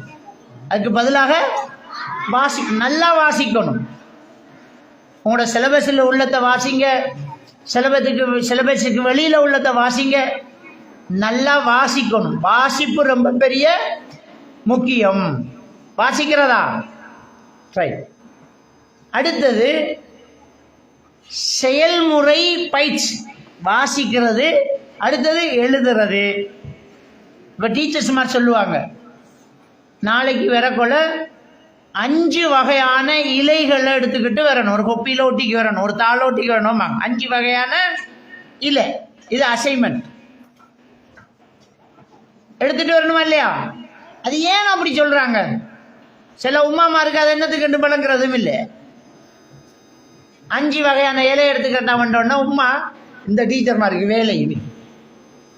ஐயா சும்மா குந்தி காய்ச்சிட்டு இருக்கிறதுக்கு 5 வகையான இலை. என்னத்துக்கா இலை? படிக்க விட்டா படிச்சு கொடுக்காங்க. இது படிப்புங்கிறது அவங்களுக்கு வழங்க மாட்டேங்க. படிப்பு எங்கே ஸ்டார்ட் ஆகுது? ஸ்கூல்லையா? நமக்கு சின்ன வயசுல உமா சோறு தீத்த கொலையே படிப்பை சொல்லிட்டா. ஒரு வாய் சோத்துக்கு அவங்க பாரு கொக்கு. என்ன கலர்? வெள்ளை கொக்கு. கலர் சொல்லி தந்துட்டா, அதுல பேர் கொக்குன்னு சொல்லி தந்துட்டா, நம்மளோட தூர நோக்கு பார்வையே தூரத்தில் ஒன்னோ நிற்கிற கொக்கை நமக்கு காட்டி கண் எவ்வளோ கிளியராக இருக்குன்னு செக் பண்ணிட்டான். விளங்கிட்டான். நிலவை காட்டுறான், மரத்தில் இருக்கிற அணிலை காட்டுறான், அவனோட சவுண்டுக்கு பரவாயில்ல அதில் பேர் சொல்றான். என்ன? அப்ப அந்த தமிழ் வேர்டு வருது. பாடம் அங்கிருந்து ஸ்டார்ட் ஆகுது. இலை எடுத்துட்டு வர சொன்னா உங்களோட மூளைக்கு வித்தியாசமான இலை இருக்குதுங்கிற ஒரு விஷயத்தை ஏற்றுக்கொள்ள வைக்குது. அப்ப நீங்க எடுத்துட்டு போகணும். அதுக்கப்புறம் அவங்க வழங்கப்படுத்துவாங்க, இது இந்த வகை இலை, இது இந்த வகை தாவரம், இந்த இலை உள்ள தாவரம் இத்தனை இருவித்திலை தாவரம், இதுக்கு வேர் இப்படி இருக்கும், இது பூ இப்படி இருக்கும், இதுல தண்டு இப்படி இருக்கும், இந்த வகையாக இலை இருக்கக்கூடிய எல்லா தாவரங்களும் ஒருமித்த தன்மை கொண்டதாக இருக்கும். படிச்சு தராங்களா இல்லையா? படிப்பு அங்க ஆரம்பிக்கும். அப்ப செயல்முறையில நீங்க படிக்கிறது, வாசிக்கிறது, அடுத்தது செயல்முறை, எழுதுறது, அசைன்மெண்ட் செய்யறது, போய் அதை டெஸ்ட் பண்ணி பார்க்கறது, உங்களோட கையால் அதை தொட்டு பார்க்கறது. அப்ப உங்களுக்கு ஸ்கூலுகளில் என்ன செஞ்சிருக்கிறாங்க? களப்பயிற்சி செஞ்சு தருவாங்க. எல்லாரும் வந்து அதை பிடிச்சி பார்க்கறது, லேபுக்கு கொண்டு போகிறது, சயின்ஸ் லேபுக்கு சொல்லுவோம். பொறிமுறைகள் ஒரு கயிறை கப்பியில் போட்டு அந்த கப்பியில் தொங்கல் ஒரு பாரத்தை காட்டி இந்த கப்பியில் வச்சு இழுத்துப்பார். கைக்கு இப்போ எப்படி இருக்கு? லேசரி. இப்போ இந்த பாரத்தை சும்மா தூக்கிப்பார். இப்போ எப்படி இருக்கு? லேசரிக்குல்ல. அப்போ உங்களோட மூளைக்கு செயல்முறையில் படிச்சு தராங்க. விளங்கிட்டா? அப்ப செயல்முறையில் அதை செய்யறதுக்கு கண்டிப்பா நீங்க எழுதணும். செயல்முறையில முக்கியமானது என்ன? எழுதுறது. ஒரு விஷயத்தை பார்த்து எழுதுறது, நிறங்களை வேறுபடுத்தி வேறாக பிரித்து பார்க்கறது, ஒத்த உருவங்களை ஒன்று சேர்த்து பார்க்கறது, ஹோம்ஒர்க் செய்கிறது, வாசித்து அதை எழுதுறது, ஆன்சர் பண்ணி பார்க்கறது. அப்போ முக்கியமாக வாசித்தல், எழுதுதல், அது ரெண்டுக்கு கீழேயும் நிறைய இருக்குது. வாசிக்கிறதுல பல வகை இருக்குது. எப்படி வாசிக்கணும்? ரீடு, ரிசைட், ரிலேட்டிவ், ரிவ்யூ என்று சொல்லி 4 வகை இருக்குது. அதில் எப்படி வாசிக்கிறோம், அதை வாசிக்கிற முறைகள் இருக்குது. அதே மாதிரி செயல்முறை விளக்கம், அதில் பல வகைகள் இருக்குது. அதை எப்படியெல்லாம் நம்ம என்ன செய்கிறது? படிக்கிறது. அப்போ நான் உங்களுக்கு குறிப்பாக முக்கியமான ஒரு விஷயத்தை சொல்லித்தரேன். வாசிக்கணும், எழுதணும். உங்களோட கை பயிற்சியாலும் ஒவ்வொரு நாளும் நீங்கள் உங்களுக்குள்ள ஒரு சேலஞ்சா, ஒரு சவாலா, ஒரு கொள்கையா ஒன்று எடுத்துக்கோங்க. நான் ஒரு பக்கமாவது வாசிக்காம தூங்க மாட்டேன், ஒரு பந்தியாவது எழுதாம தூங்க மாட்டேன். இன்னைக்கு ஏதாவது எழுதினா, இன்னைக்கு ஏதாவது வாய்ச்சேனா, இது உங்களுடைய ஒரு கனவா இருந்துட்டா உங்களால கண்டிப்பா சாதிக்கணும். எழுதணும், வாசிக்கணும். இது ரெண்டையும் ஒவ்வொரு நாளும் நீங்க செய்யக்கூடிய ஒரு செயலாக மாற்றி பாருங்க. கண்டிப்பா உங்கள்கிட்ட இருந்து ஒரு பெரிய ஒரு மாறுதலை காண முடியும். வாசிங்க, எவ்வளவு முடியுமோ அவ்வளவு வாசிங்க, எவ்வளவு முடியுமோ அவ்வளவு வாசிங்க. சூழல் ரொம்ப முக்கியம்.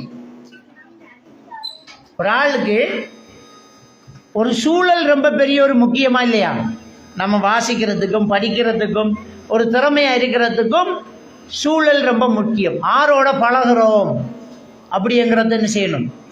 பார்த்துக்கொள்ளணும். நபிகள் நாயகம் ஸல்லல்லாஹு அலைஹி வஸல்லம் அவங்க சொன்னாங்க, அல் மர்உ அலா தீனி ஹலீலிஹி, ஒரு மனிதன் நாம் நெருங்கி பழகக்கூடிய மிக நெருக்கமான ஒரு நண்பரின் கொள்கையில் இருப்பார். நெருங்கி பழகக்கூடிய மிக நெருக்கமான ஒரு நண்பரின் கொள்கையில் இருப்பார்.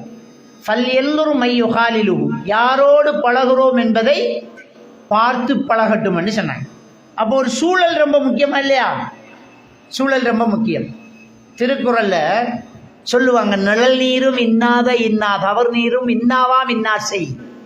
மதுரமான தண்ணி கூட நஞ்சானா குடிக்க மாட்டோம், நெருக்கமான உறவு கூட பழுதானால் நெருங்க மாட்டோம், நெருங்கக்கூடாது அப்படி என்று திருக்குறள் சொல்லுது.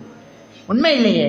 நாம் ஆரோட பழகிறோம்? நாம் பழகிற பிள்ளைகள் ஊத்த பேச்சு பேசுது, தூஷணமான பேச்சு பேசுது, படிக்காமல் வீணாதிக்கான் என்றால் அந்த பழக்கத்தை கொஞ்சம் குறைக்கும். கொஞ்சம் இல்லை, முற்றாக குறைச்சிடும். அவன் தேவையில்லை, அவனோட பழகக்கூடாது, அவளோட பழகக்கூடாது.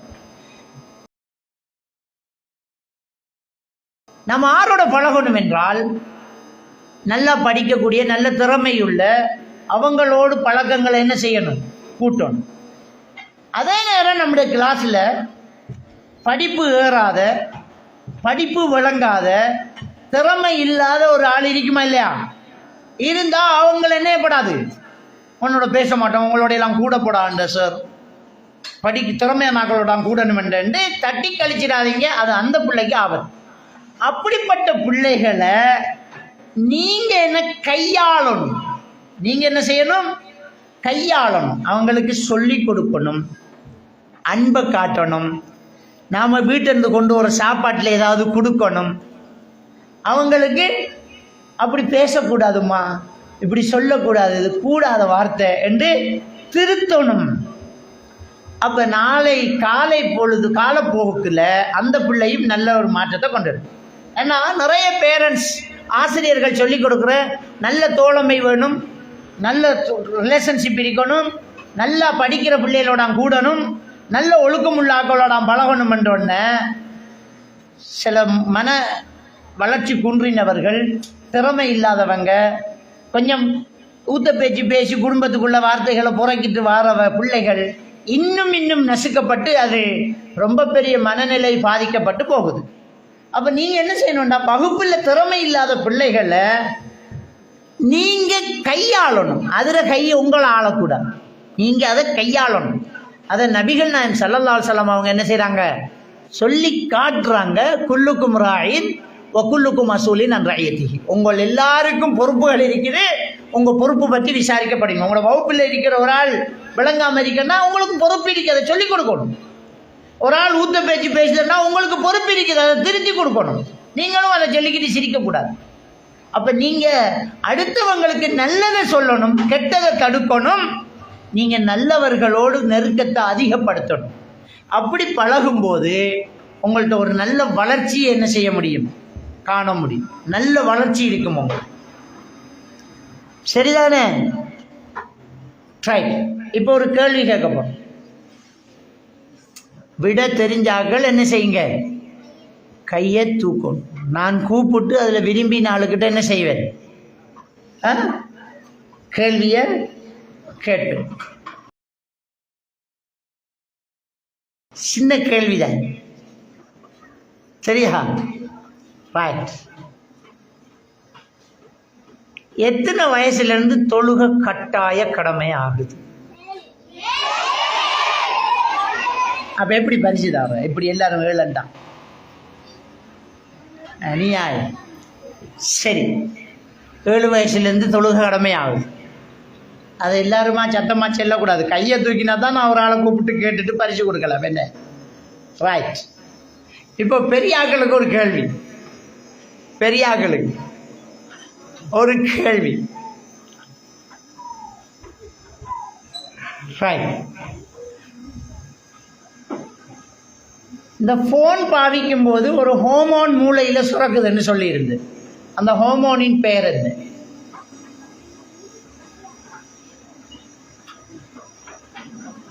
ரைட். பின்னுக்கு இருக்கிறவர் ரைட். வாங்க.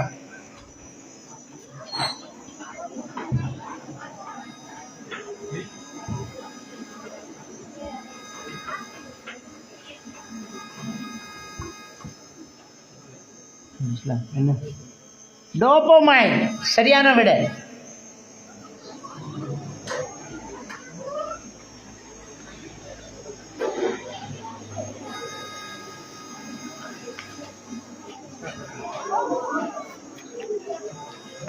சரியான விட.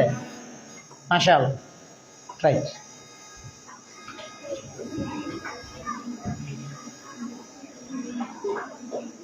ஏழு வயசுன்னு தனியாக ஒரு ஆள் சொல்லியிருந்தா கிடைச்சிருக்கும். ரைட். இந்த பரிசு வாங்குறார்கள்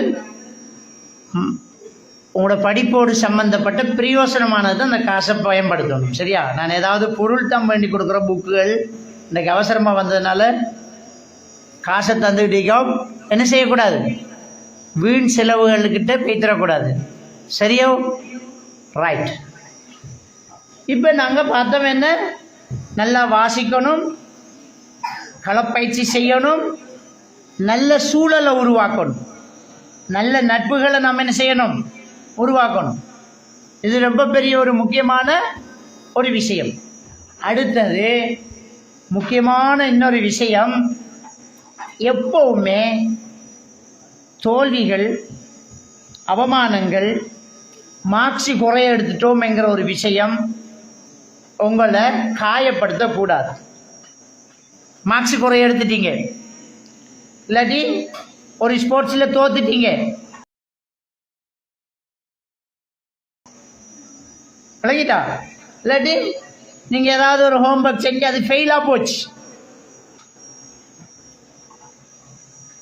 அப்போ வாழ்க்கையே முடிஞ்சு போச்சுன்னு நினைக்கிறதா? இல்லை.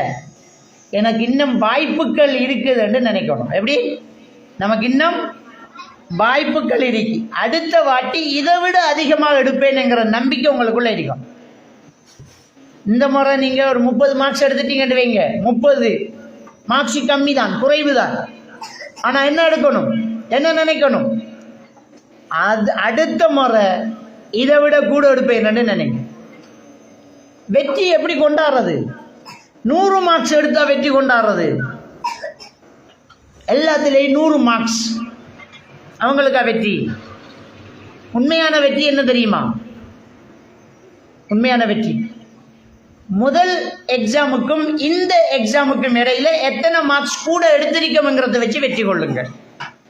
100 மார்க்ஸ் எடுத்தவர் போன எக்ஸாமில் 99 எடுத்திருப்பார், இந்த எக்ஸாமில் 100. எத்தனை எடுத்திருக்கார்? கூட ஒன்று தான் எடுத்தீங்க, அந்த லெவல்லாம் நிற்கார். ஆனால் 40 எடுத்தவர் 60 எடுத்துட்டார் என்றால் எத்தனை கூட எடுத்திருக்கார்? 20 எடுத்திருக்கார். 1 பெருசா 20 பெருசா? 6 ரொம்ப பெரிய வெற்றி அடைஞ்சிக்கார். 60 எடுத்தவர் பெரிய வெற்றி. ஏனண்டா அவருடைய முயற்சியினால 20 மார்க்ஸை கூட்டிட்டார். 20 மார்க்ஸை கூட்டார். 70 எடுத்தவர் 75 எடுத்திருக்கார். எத்தனையோ கூட்டிக்கார்? 5. அவர் எடுத்த மார்க்ஸ் 75, ஆனா அவர் வளர்ந்தது 5 தான். ஆனா 40 எடுத்தவன் 60 எடுத்தால் அவன் 20 வளர்ந்திருக்கிறான். வெற்றி எங்க பார்க்கணும்? முதலுக்கும் இப்பைக்கும் நம்ம எவ்வளவு வளர்ந்திருக்கிறோம்ங்கிறது தான் வெற்றி. அப்ப நீங்க ஒரு நாளும் உங்களோட மார்க்ஸ் குறைவாயிருக்கேன்னு யோசிக்காதீங்க. போனதை விட இப்ப வளர்ந்திருக்கிறேன் என்று சந்தோஷப்படுங்க. இன்றைய விட நாளைக்கு வளருவேன்ங்கிற நம்பிக்கையை உருவாக்குங்க. அதுதான் வெற்றி. அப்ப தன்னம்பிக்கை எப்பவுமே நல்லா இருக்கணும். தோற்று போயிட்டோம், மார்க்ஸ் குறைய இடத்திலும் ஒற்று மார்க்ஸும் பெறல, கேவலப்பட்டுட்டோம், அவமானப்பட்டுட்டோம், அசிங்கப்பட்டுட்டோம் அப்படி என்று படிப்பை விட்டுறாதீங்க. அதுக்காக படிப்பை விடலாமா? இந்த குண்டு பல்பை கண்டுபிடித்து தோமஸ் அல்வா எடிசன் சின்ன வயசுல நல்ல படிப்புள்ளவரா?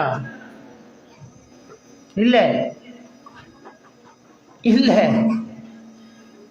அவரை எந்த அளவுக்கு டயக்னோஸ் பண்ணாங்க, ஸ்கூல்ல டீச்சர்ஸ் மாதிரி அவங்களை எப்படி பார்த்தாங்கன்னா, அந்த பிள்ளைய கொண்டு போய் ஒரு மனநோய் மருத்துவரிடம் காட்டுங்கன்னு சொல்லி உமாக்கு கடிதம் எழுதி கொடுக்குறாங்க.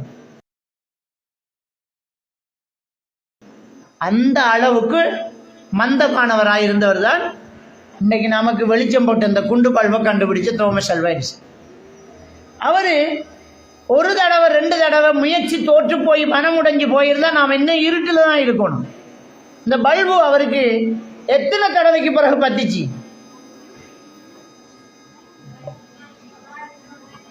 10,000 தடவைக்கு பிறகு.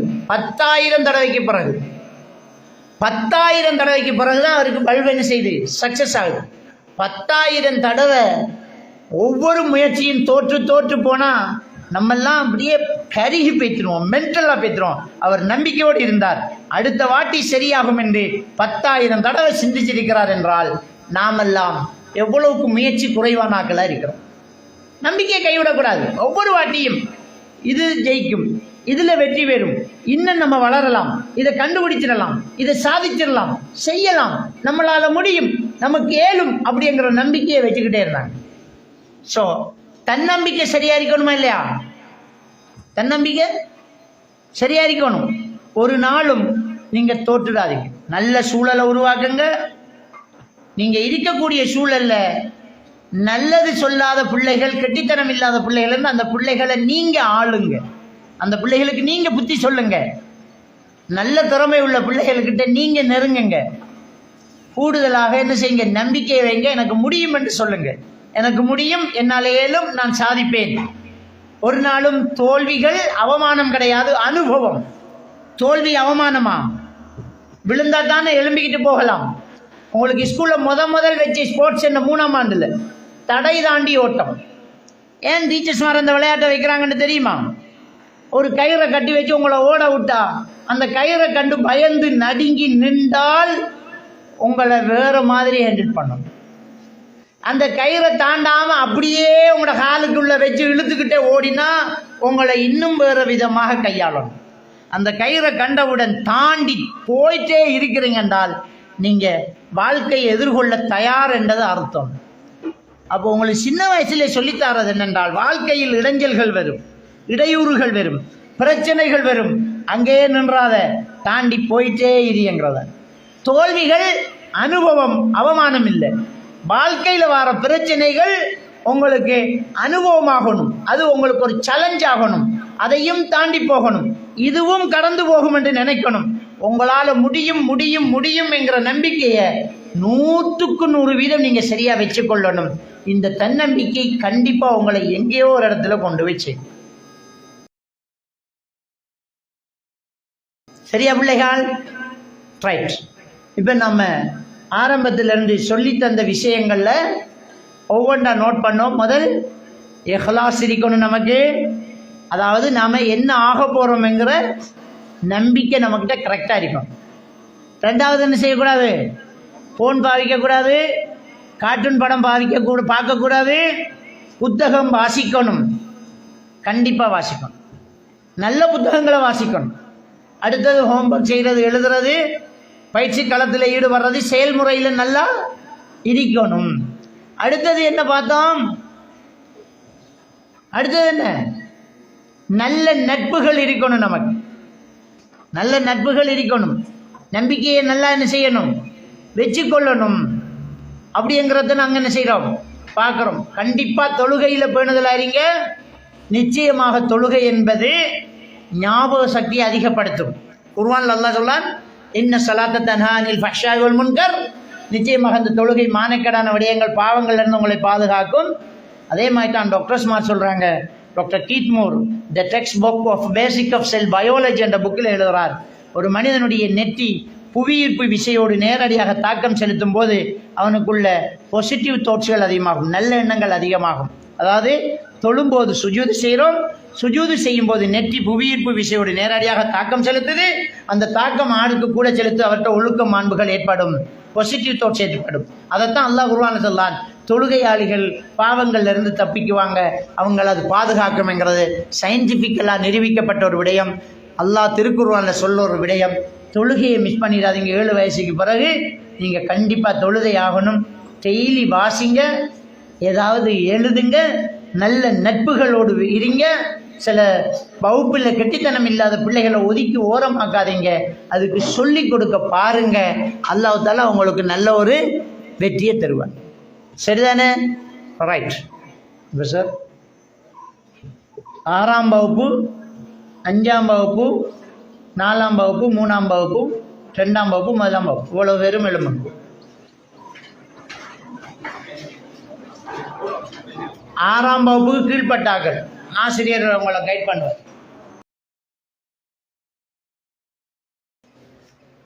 How to improve your memory power, how to லேர்னுங்கிற அந்த தலைப்புகளை தான்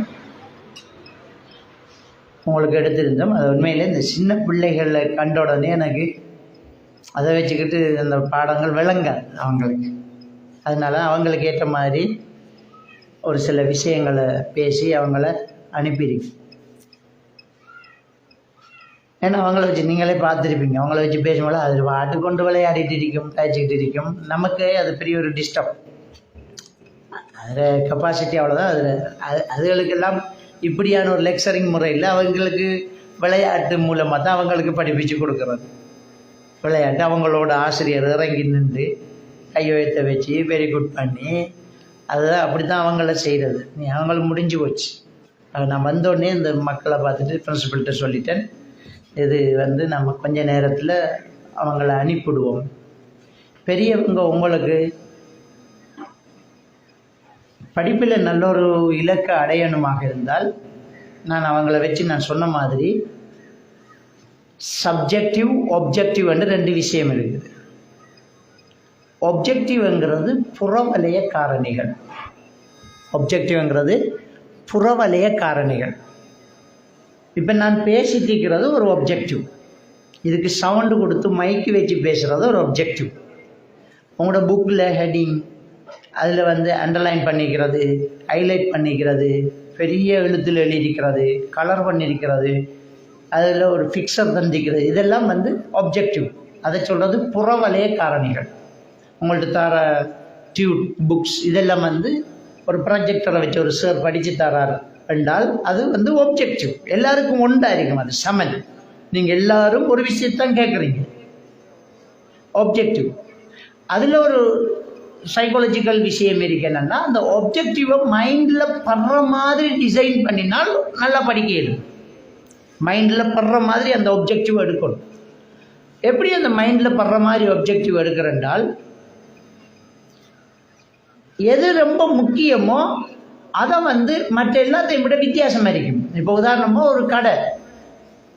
ஒரு கடை என்று எண்ணுங்களேன், ஒரு போர்டு ஒன்று இருக்கு, ஒரு கடைக்கு ஒரு போர்டு ஒன்று இருக்கு. சும்மா ஒரு அபாய் சென்டர் என்று ஒன்று இருக்கின்ற வைங்களேன், ஒரு பேரை போட்டு எக்ஸ் அபாய் சென்டர், ரைட். அந்த போர்டில் என்ன இருக்க வேண்டாம், அந்த எக்ஸ் ஒரு பேரை போட்டு இன்ன பேர் ஹபாய் சென்டர் இல்லாட்டி ஃபேஷன் ஹபாய்ஸ் என்று என்ன செய்யும், அது பெரிய ஒரு எழுத்தால் அதுக்கு ஒரு டிசைன் போட்டு இருக்கும். கீழே மெயின் ஸ்ட்ரீட், அந்த ஊரை பேர், ஃபோன் நம்பர், கடை நம்பர்லாம் சின்ன எழுத்துல இருக்கு. அந்த போர்டை நீங்கள் 1000 தரம் ரோட்டில் போக்கல பார்த்துருப்பீங்க. அந்த கடையோட பேரை கேட்டால் சொல்லுவீங்க, போர்டில் கீழே என்ன எழுதியிருக்கேன்னு கேட்டால் சொல்ல மாட்டீங்க. சொல்லுவோமா? நாம சொல்ல மாட்டோம். பார்த்தது தான் மனசில் பதியல. அப்போ அதில் ஒப்ஜெக்டிவ்ங்கிறது என்னென்றால், மனசில் பதிகிற மாதிரி அதை எழுதுறது தான் ஒப்ஜெக்டிவ். வழங்கிட்டார். அப்போ உங்களுக்கு படித்து தர ஆசிரியர் உங்களுக்கு மனசில் பதிகிற மாதிரி படித்து தந்தால் அது ஒப்ஜெக்டிவ். ஒரு புக்கில் வந்து உங்களுக்கு ரொம்ப தேவையான ஒரு விஷயங்கள் ஹைலைட் பண்ணியிருக்கும், அது ஒரு பாக்ஸிற்குள்ளே இருக்கும், அது ஒரு கலர் பண்ணப்பட்டிருக்கும், என்ன அதுக்கு ஒரு டிசைன் இருக்கும், அது ஒப்ஜெக்டிவ். இது எல்லாருக்கும் சமன். இப்போ ஒப்ஜெக்டிவை பற்றி ஒரு பெரிய பிரச்சனை இல்லை, அதை பற்றி பேச தேவையில்லை. உங்கள்கிட்ட ஒப்ஜெக்டிவ் சரியாக தான் இருக்குது. ஆனால் சப்ஜெக்டிவ் சரியாக இருக்கணும். சப்ஜெக்டிவ்ங்கிறது அகவலைய காரணிகள், உங்களோட மனநிலை. அந்த மனநிலையில் நான் ஆரம்பத்தில் சொன்ன மாதிரி ஒரு கிரிக்கெட் ரசிகனுக்கு அது லேசாக இருக்கும். வெயில் விளங்காது, வேர்வை விளங்காது, ரத்தம் பாறது விளங்காது, பசிக்கிறது, தாகம் அரிக்கிறதெல்லாம் அதுக்கு ஒரு பொருட்டே இல்லை. ஆகுமா இல்லையா? அந்த சப்ஜெக்டிவ் உங்களுக்கிட்ட பலமாயிட்டா உங்களுக்கு படிக்கிறது ரொம்ப லேசாகும். சப்ஜெக்டிவ்ங்கிற ஒவ்வொருவருடைய மனநிலையும். ஒப்ஜெக்டிவ் கொமனாக இருக்கும், எல்லாருக்கும் ஒன்று தான். சப்ஜெக்டிவ் எல்லாருக்கும் தனித்தனியானது. உங்களோட மனநிலை, உங்களோட சூழ்நிலை, உங்களோட குடும்ப பேக்ரவுண்ட், உங்களோட பொருளாதார நிலை, உங்களோட உடல் நிலை, உங்களோட கையாளுற ஆக்களுடைய நிலை, இதெல்லாத்தையும் வச்சுத்தான் உங்களோட சப்ஜெக்டிவ் டெவலப் ஆகுதா அல்லது சரிஞ்சு விழுதாங்கிறத தீர்மானிக்கிறோம். ஆனால் உண்மையா நாம் நம்மளோட சப்ஜெக்டிவை சரியாக வச்சிருக்கணும், மனநிலை சரியாக இருக்கணும். இந்த மனநிலையை குழப்புற விஷயம் என்ன? நிறைய பேருக்கு ஏன் ஸ்கூலுக்கு போகிறோம்னு தெரியாது. சில பிள்ளைகள்ட்ட ஏம்மா ஸ்கூலுக்கு போகிறாண்டா வீட்டை இருக்க விட்றாங்கன்னு. உங்களுக்குள்ள ஒரு லட்சியத்தை நீங்கள் கிரியேட் பண்ணணும். நான் இது ஆகணும், இதுதான் நம்முடைய இலக்கு அப்படிங்கிறது உங்களுக்குள்ள ஒரு லட்சியம் கிரியேட் ஆகணும்.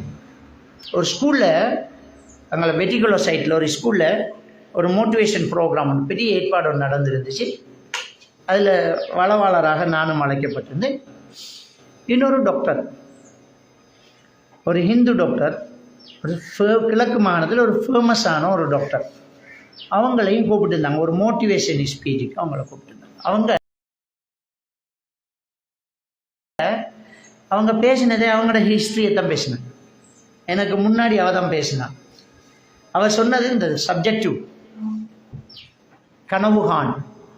டாக்டர் அப்துல் கலாம் கனவு காண சொன்னார். அது என்ன கனவு என்கிறது தான் அவங்க பேசினாங்க. அவங்க லைஃப்பை சொன்னாங்க. அவங்க வாப்பாட தொழில் தென்னை மரம் ஏறுறது, நலவன்னு சொல்லுவாங்க. தென்னை மரம் ஏறுறது தான் வாப்பாட தொழில், அப்பாட தொழில். குறை இனத்தை சேர்ந்த ஆட்கள். ஒரு அந்த நேரம் பொத்திவில் ரோட்டில் ஒரு ஹாஸ்பிட்டலுக்கு முன்னாடி தான் அவங்க ஒரு முஸ்லீம் ஒரு ஆளை தென்னந்தோட்டத்தை பார்த்துக்கிருந்திருக்காங்க. ஹாஸ்பிட்டலுக்கு முன்னுக்கு தென்னந்தோட்டம். அவள் சொல்கிறா, நான் சின்ன பிள்ளை இந்த தோட்டத்துக்கு விளையாடிக்கு நிற்பேன். விளங்கிட்டான். மேல் சட்டை கூட எனக்கு இல்லை, சின்ன குட்டி பாவாடை. நான் அந்த தோட்டத்துக்கு ஓடி விளையாடிட்டு இருப்பேன்.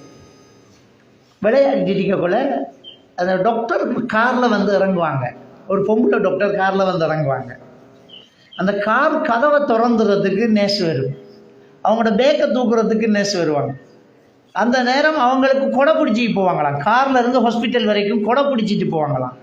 கூடவே ஒரு 4-5 நர்ஸ்மார், டாக்டர், அந்த வெள்ளை உடுப்பு போட்டவங்கெல்லாம் அப்படியே பின்னால் போவாங்க. அந்த டாக்டரை நான் ரசித்தேன். நான் அப்போ ஆசைப்பட்டேன் நான் ஒரு டாக்டர் ஆகணும். அவள் சொன்னா, ஒரு குறை இனத்து பெண் நான். எங்கள் அப்பா தென்னை மரம் மாதிரி தேங்காய் பறிக்கிற தொழில். டாக்டர் ஆகணும் என்கிற ஒரு கனவு வாரத்துக்கு எனக்கு தகுதி இல்லை தான். ஆனால் நான் கனவு கண்டேன், நான் ஒரு டாக்டர். நான் ஸ்கூலுக்கு போகணும் பாப்பாண்டேன். அப்பா தேவையில்லைண்டார். என்னத்துக்கு நம்மகிட்ட வசதி இல்லைன்னு சொல்லிட்டு அந்த தோட்டத்தை செஞ்சுட்டு இருந்த ஆஜியார், நீ படிப்பி, நான் செலவழிக்கணுன்றார். விளங்கிட்டான். அவர் ஸ்கூல் யூனிஃபார்ம் வண்டி கொடுத்தார், ஷூ வண்டி கொடுத்தார். நான் ஸ்கூலுக்கு போனேன். ஆனால் நான் என்ன ஒரு டாக்டராக தான் கற்பனை பண்ணேன். என் கொப்பியில் எல்லாம் என் பேரை டாக்டர் அப்படின்னு தான் எழுதி வைப்பேன். அவங்க கனவே நம்ம டாக்டர், நாம டாக்டர். அது என்ன தெரியல, சின்ன வயசில் சுகாதார பாடம் பண்ணால் எனக்கு அவ்வளோ பிரியம். ஏன்னா இது டாக்டராக தேவைன்னு நினச்சேன். இங்கிலீஷ் பாடம் பண்ணால் எனக்கு அவ்வளோ பெரிய விருப்பம். ஏன்னா டாக்டர் மாதிரி இங்கிலீஷ் தான் கதைக்கிறேன்னு நான் நினச்சேன். அதுக்கு பிறகு 6ஆம் ஆண்டு 7ஆம் ஆண்டாக்குள்ள சயின்ஸ் பாடம் பண்ணால் எனக்கு அவ்வளோ விருப்பம், ரசித்தேன். இங்கிலீஷும் சயின்ஸும் எனக்கு ரொம்ப விருப்பமாக போச்சு. அதில் எப்படியும் வகுப்பில் நான் தான் ஃபஸ்ட்டு வருவேன்.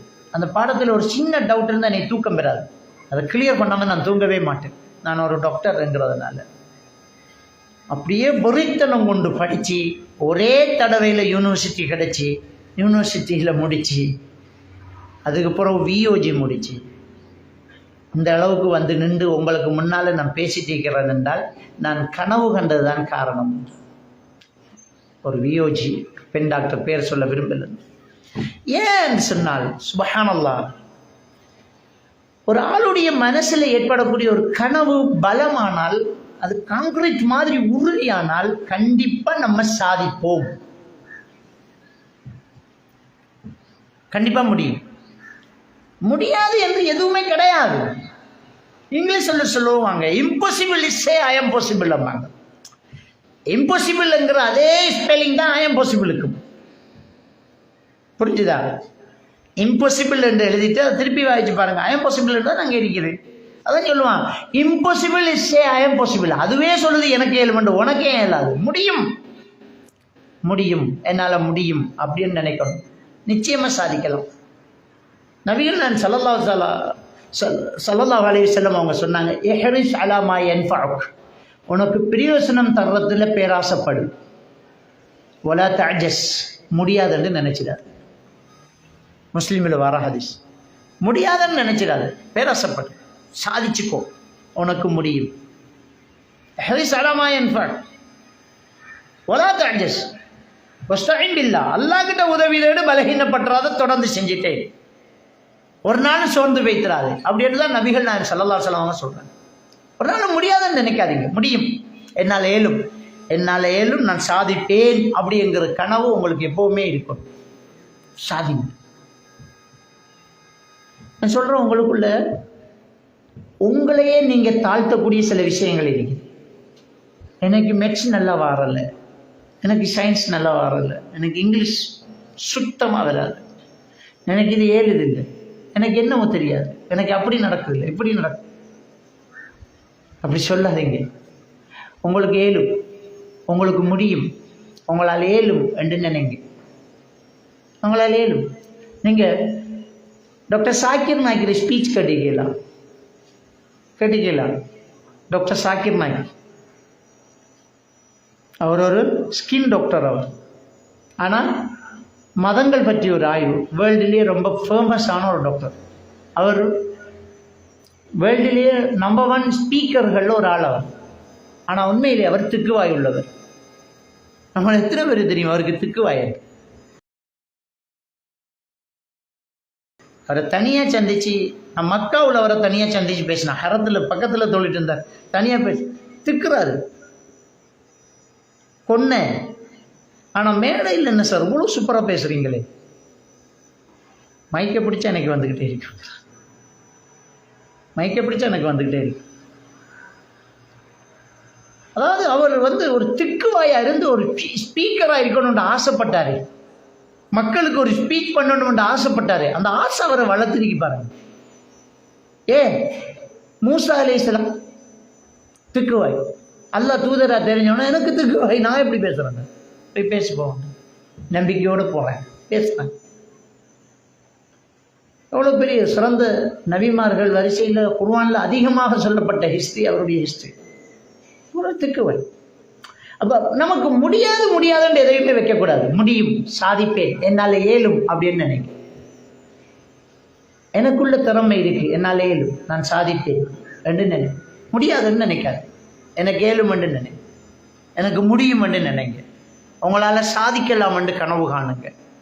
கண்டிப்பாக உங்களால் ஏழு. இதில் என்னன்னா அன்னைக்கு முக்கியமாக நான் பேச வந்தது, இந்த உங்களுடைய ஏமுக்கும் உங்களோட இந்த இமேஜை நீங்கள் உருவாக்குறதுக்கு உங்களுக்கு தடையாக இருக்கிற பெரிய ஒரு விஷயம் என்ன அப்படின்னு சொன்னால், எதிர்ப்பால் கவர்ச்சி, போதை பாவனை, ஃபோன் பாவனை. இந்த மூணு தான் உங்களுக்கு பெரிய சவால். அது உங்களுடைய ஸ்கூல் மட்டுமில்லை, எல்லா ஸ்கூல்லையும் உங்களோட ஏஜில் நடக்கக்கூடிய மிகப்பெரிய ஒரு ஷைத்தானிய சவால் இது மூணு தான். ஒன்று போதை வஸ்து பாவனை. இன்றைக்கி ஸ்கூலாக பரவிட்டு தூள், அது இது, டேப்லெட், அப்படி இப்படி ஸ்கூல் பிள்ளைகளில் பழக்கிறாங்க. அவங்க வியாபாரம் கை கூட நமக்கிறதுக்காக. அதில் மட்டும் கையை வச்சிடாதீங்க. தெரியாதனமாக ஏதாவது சாப்பிட்றாதீங்க. அதுக்கு நீங்கள் எடிட் ஆகிட்டீங்கன்னு சொன்னால் உங்களை நீங்கள் அழிச்சிடுவீங்க. உங்களோட வாழ்க்கையும் போய் உங்களோட ஃபிசிக்கலியும் நீங்கள் அவுட்டு, சைக்காலஜிக்கலாகவும் அவுட்டு, மார்க்க ரீதியாகவும் நீங்கள் அவுட் ஆகிடுவீங்க. சமுதாயத்தில் பெரிய ஒரு சீர்கேடு ஏற்பட்டு அவுட். போதை வஸ்து பாவனை. 6வது ஸ்கூலில் உங்களுக்கு ஏதாவது தூள் மச்சான் வச்சுப்பார், சூப்பராக இருக்குமென்னு சொல்லிட்டான்னா அவனை பிடிச்சி கொடுத்துருங்க சார்கிட்டன்னு சொல்லுவாங்க. சார் இதை வச்சிருக்கேன்னு இது எல்லாருக்கும் தாராங்கன்னு சொல்லி கொடுத்துருங்க. வெளியில் இருந்தாராவது அவங்களுக்கு அதை தாராங்கன்னா அதை உங்களுடைய ஸ்கூலில் சொல்லி கொடுங்க, அவங்க ஆக்ஷன் எடுப்பாங்க. இது பெரிய ஒரு ஆபத்தான. எந்த அளவுக்குன்னா பொம்பளை பிள்ளைகள் என்ன செய்யுது, இதை பாவிக்கிற அளவுக்கு பீஸ். ஒரு ஸ்கூல்ல இருந்து 9ஆம் ஆண்டு படிக்கிற ஒரு பொம்பளை பிள்ளையை கூட்டிட்டு வராங்க. 9ஆம் ஆண்டு படிக்கிற ஒரு முஸ்லீம் மத்திய மகா வித்தியாலயத்தில் இருந்து, அதான் ஆச்சரியம். ஒரு 9ஆம் ஆண்டு படிக்கிற பொம்பளை பிள்ளையை கூட்டிட்டு வராங்க. எனக்கு ஏன் கூட்டிட்டு வராங்கன்னா, இந்த பிள்ளைக்குள்ள ஏதோ ஜின் ஊசலாட்டம் ஒன்று இருக்குது. ஜின் என்ன, பாத்ரூம் போனால் ஒரு உருவம் தெரியுது, மூளையில் நின்று ஒரு உருவம் என்னோட கதைக்குது சார் அந்த பிள்ளை சொல்லுது. அம்மா அப்பா கூட்டிக்கு வந்தது ஏதோ ஷைத்தான் பிரச்சனைன்னு தான் கூட்டிக்கு வந்தது. ஆனால் உண்மையாக அந்த சிம்டம்ஸை பார்த்தோன்னே நான் அங்கே அந்த பிள்ளைகிட்ட கேட்டேன், மகள் நீங்கள் வித்தியாசமாக என்ன சாப்பிட்டீங்க, நீங்கள் வித்தியாசமாக ஏதாவது வளமையாக பாவிச்சிருக்கிறீங்க. ஏண்டா இது போதை வஸ்து பாவனையாளர்களுக்கு வரக்கூடிய சிம்டம்ஸ். கண்ணுக்கு ஒரு உருவம் தெரியும், காதில் ஒரு சத்தம் கேட்கும், பின்னால் யாரோ நிற்கிற மாதிரி இருக்கும், நமக்கு ஏதோ ஒரு சக்தி ஒன்று கிடைச்ச மாதிரி ஒரு ஃபீலிங் வேறு. அதை கிரவுண்டிஸ் டெலியூஷன் சொல்லும். சாக்லேட் தான் ஒன்று திங்கிறேன், 6 தார ஏலவல் தாத்தம்மா, என்ன பேர் எல்லாம் இல்லை, சும்மா பேக்கெட் பண்ணி வரும். அதுக்கு பிறகு அந்த பிரின்சிபல்கிட்ட பேசி ஏலவல் படிக்கக்கூடிய தாத்தம்மார் 4 பேர் ஸ்கூலை விட்டு நிப்பாட்டப்பட்டு விசாரணைக்கு உட்படுத்தப்பட்டிருக்கிறாங்க. போதைப் பொருளை சாக்லேட்டில் கலந்து இஷ்யூ பண்ணிக்கிட்டு இருக்கிறாங்க. பெரிய ஒரு ஸ்கூல், பெரிய ஒரு சிட்டியில் உள்ள ஒரு ஸ்கூல். நான் ஏன் சொல்கிறேன்டால், இன்றைக்கு ஸ்கூலில் பெண்கள் உட்பட இந்த போதைப் பொருள் பாவனைகள் அதிகமாகிட்டு இருக்குது. அல்லாஹ் பாதுகாக்கணும். சந்தேகமாக ஏதாவது இருந்தால் உடனே நெஞ்சிருங்க, அதை காட்டி கொடுத்துடணும், அதை நிறுத்திடணும். அது முக்கியமான ஒரு விஷயம். 2வது விஷயம் ஃபோன் பாவனை. ஃபோன் பாவனை படிக்கிறதுக்கென்றும் ஃபோனை பாவிச்சிடாதீங்க. ஜூம் கிளாஸ் இல்லாட்டி ஃபோனில் அசைன்மெண்ட்டு நீங்கள் சார்கிட்ட சொல்லுங்கள், டீச்சர்ஸ் மாட்ட சொல்லுங்கள், ஃபோனில் என்ன செய்ய வேணாம், தர வேணாம். நீங்கள் ட்வீட் எடுத்தாங்க, வீட்டை காசு பண்ணி தந்துடுறோம், பிரிண்ட் எடுத்து தந்துடுங்க. ஏண்டா ஃபோனால் தான் நிறைய பேர் பழுதாகிருக்கிறாங்க. 2 விஷயம். ஒன்று ஃபோனால் லவ் பண்ணுறது, இன்னொன்று ஃபோனால் கேம் விளையாடுறது. ஃப்ரீ ஃபயர், பப்ஜி அந்த கேமில் 2மே பாரிய பிரச்சனைக்குரியதான். நாம் நினைக்கிற கேம் விளையாடினா என்ன, அதில் என்ன இருக்குது? அது போதை வஸ்து பாவிக்கிறதுக்கு சமனானது. ஃபோனில் கேம் விளையாடுறது இருக்குது தானே, அது போதை வஸ்து பாவிக்கிறதுக்கு சமனானது. இன்னும் சொல்ல போனால் அதை விட ஆபத்தானது. போதை வஸ்து உங்களுக்கு விளங்காது. நான் சொன்னேன், அதில் டோபமைன் ஹோமோன் அதிகமாக சுரக்குது. அது சுரந்த உடனே மென்டல் இல்னஸ் ஏற்படுது. எத்தனையோ பேர் எனக்கிட்ட இந்த போதை வஸ்து பாவிக்கிற ஆட்கள் மாதிரியான சிம்டம்ஸோட வந்திருக்காங்க, ஃபோன் பாவனையாளர்கள். களுத்துறை டிஸ்ட்ரிக்டில் ஒரு கூடிய இந்த கேமில் ஃப்ரீ ஃபயரில் தோத்துட்டான், செத்துட்டான். அப்படிங்கிறதுக்கு நான் செத்துட்டேன் மனநோயாளர் மாதிரி பேசிகிட்டு இருந்து கொஞ்ச நாளையில் உண்மையிலேயே அவன் என்ன செஞ்சுட்டான், ஒன்றும் தின்னாமல் இருந்து ஆள் மூத்தாயிட்டான். அதே மாதிரி நான் சொன்னேன், நான் ஏறாவூரில் ஒருத்தன் தூக்கில் தங்கினான். பெட்டிக்கோளவில் ஒரு ஹாஸ்பிட்டலில் ஒரு பையன் போதை இந்த கோமா ஸ்டேஜுக்கு போய் தான் நான் போய் என்னென்னு கேட்குறேன். அவர் ஹைப்போதலம்ஸ், நம்மளோட மூளோட ஹைப்போதலம்ஸ் தான் நம்முடைய உடலினுடைய உணர்வுகளை எல்லாம் கடத்துறது. யூரின் போகணுமெண்டா மூளையை சொல்லும், நீங்கள் யூரின் போகணுமெண்டு. அப்போ நாம் வெளியில் போவோம், அந்த உணர்வு வரும் நமக்கு, ஒன்றுக்கு முடுக்கும். போன உடனே தான் அது வெளியில் போகும். நம்ம மைண்டில் ரைட் ஓகே என்று சொன்னால் தான் யூரின் போகும், இல்லாமல் போகாது. அந்த உணர்வுகளை சரியாக கடத்துறது ஹைப்போதலம்ஸ். இந்த ஃபோன் கூடுதலாக பாவிக்கிறவருக்கு அந்த ஹைப்போதலம்ஸ் வேலை செய்யாமல் போச்சு. இப்போ வர பிரச்சனை என்னென்னா, அவருக்கு டாய்லெட் தானாக போகும், யூரின் தானாக போகும், பசிக்குதுன்னு தெரியாது, தாகம் என்று தெரியாது. இந்த நிலையில் ஐசியூவில் இருந்து ஆள் மௌத்தாயிட்டார் கொஞ்ச நாள். சின்ன விஷயம் இல்லை இந்த ஃபோன் பாவனைங்கிறது. அதாவது இதை நான் உங்களுக்கு சிம்பிளாக வழங்கப்படுத்துகிறேன்டா, எந்நேரம் ஃபோன் பாவிக்கிற ஒரு ஆளுக்கிட்ட ஃபோனை கையில் இருந்து பிடுங்கி பாருங்கள் பார்ப்போம். நார்மலாக நாட்கள் ஃபோன் எடுத்தோடனே தாமதம் சார் ஃபோன் எடுக்கப்பேன், இல்லை போய் படிக்கணுன்னு சரி சார். ஆனால் அப்நார்மலாக இருப்பாங்க, ஃபோனை எடுத்த உடனே அப்படியே நின்று ஆடி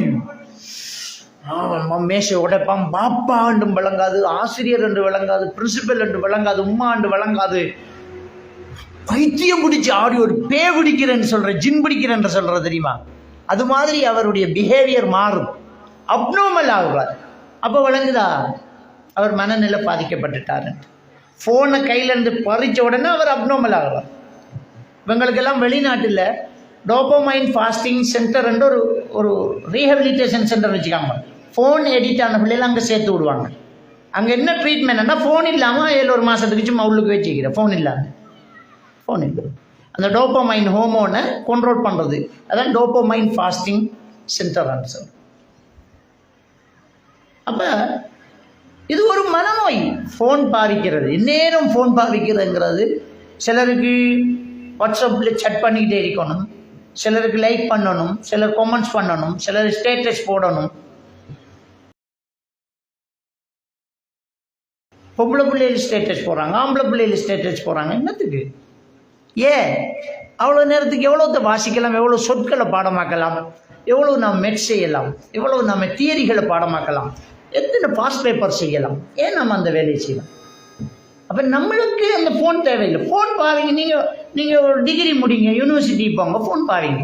இப்போ தேவையில்லை ஃபோன். ஃபோன் பாவனைங்கிறது ரொம்ப பெரிய ஒரு ஆபத்தான ஒன்று. அடுத்தது இந்த காதல் கலாச்சாரம், எதிர்பால் கவர்ச்சி. ஷைத்தான் என்ன செய்வான்டா, எதிர்பாலில் ஒரு கவர்ச்சி ஒன்று வச்சிருவான்.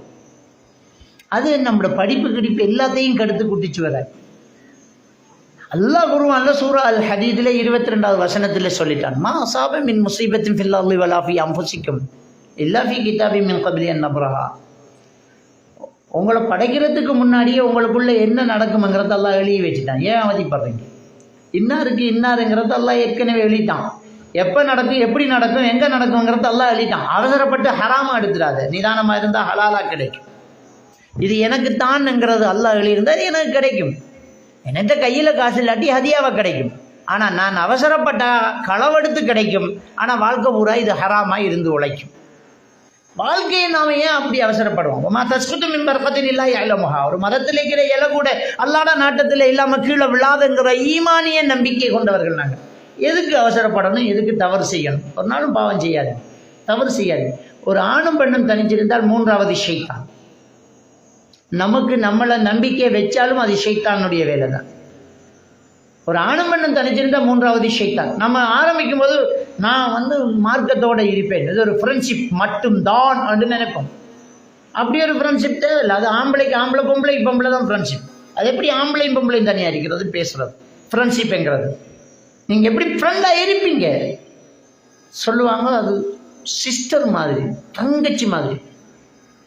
சொந்த தங்கச்சியோட ஒரு 5 நிமிஷம் பேசுங்க பார்ப்போம். உங்களோட சொந்த தங்கச்சியோட ஒரு 5 நிமிஷம் ஃபோனில் பேசுவீங்களா?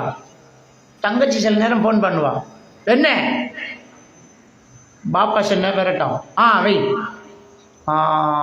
இல்லை நானா, என்ன நானா, சும்மா கொஞ்சம் கழிச்சிட்டு இருப்பேன், போர் அடிக்க, வெயிடி போனேன், போர் அடிக்கலாம், போர்.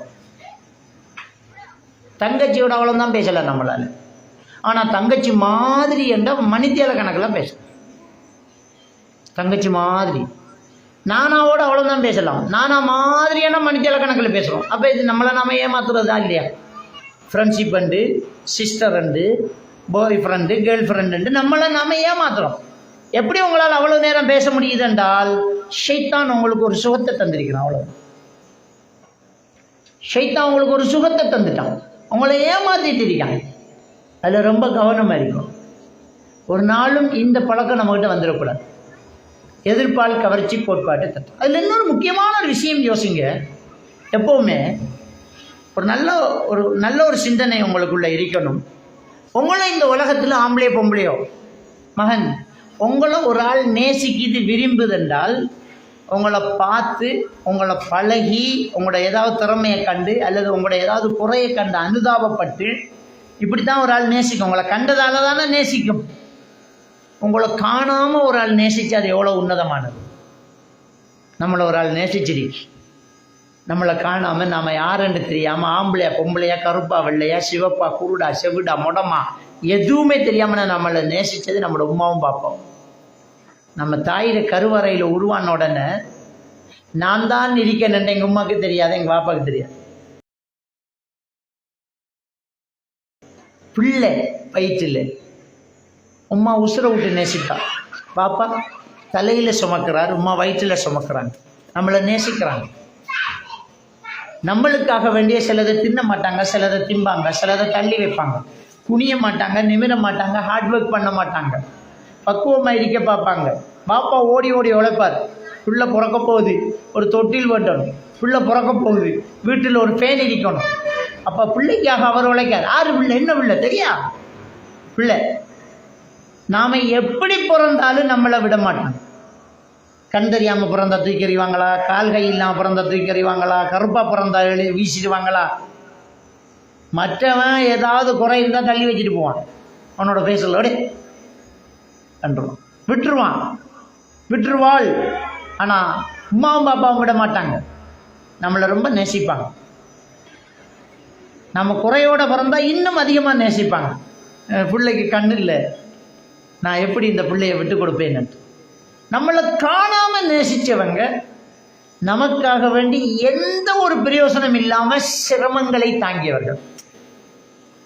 நம்மளால அவங்களுக்கு எந்த பிரயோசனமும் இல்லை. லவ் பண்றவனுக்காச்சும் நம்மளால அவனுக்கு ஒரு பெரிய ஒரு ஆசை தீருது. ஆனா அம்மா அப்பாவுக்கு நம்மளால தொல்லையே தவிர வேறு எதுவுமே கிடையாது. உழைக்கிறதை எல்லாம் நமக்கு கொட்டணும், இருக்கிற ஆரோக்கியத்தை எல்லாம் நமக்கு தான் செலவழிக்கணும், நமக்காக கஷ்டப்படணும், இருக்கிறதையும் கொட்டி தந்துட்டு அவங்க வெறுங்கையோட தான் போகணும். நம்மளால எந்த பிரயோசனமும் இல்லை. ஆனால் நமக்காக உசுர விடுவாங்க, நமக்காக தேடுவாங்க, நமக்காக வலி தாங்குவாங்க, நமக்காக வேதனையை தாங்குவாங்க. வயிற்றில் மட்டும் 10 மாதம் சுமந்து தீக்கிறாங்க. ஒத்தக பேக்கை எப்போ இறக்கி வைக்கிறேன்னு காத்து கேட்கணும். ஸ்கூல் கலைஞ்சா ஒரு பேக்கை எப்போ கீழே வைக்கிறது, இந்த ஷூவை கலட்டணும் முதல்ல. என்ன பாருண்டா, நம்மளை வயிற்றுக்குள்ளே 10 மாதம் வச்சுட்டு இருந்தாங்களே, அதை பெற்றெடுக்கும்போது செத்து போயிட்டாங்களே. நம்மளை பெற்று எடுத்து நமக்காக செத்துக்கிட்டு இருக்கிறாங்களே. நமக்காக வாழ்ந்தவங்க. நமக்கு வயசு 15 என்றால் நம்மளோட உம்மாவும் பாப்பாவும் நமக்கு வச்ச அன்பின் வயசு 16. ஏன்னா வயிற்றுக்குள்ள ஒரு வருஷம்.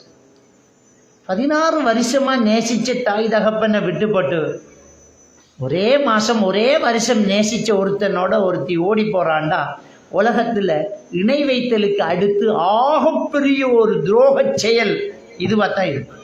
நிச்சயமாக இதுவாக தான் இருக்கும். ஆகப்பெரிய ஒரு பாவமான காரியம் இதுதான்.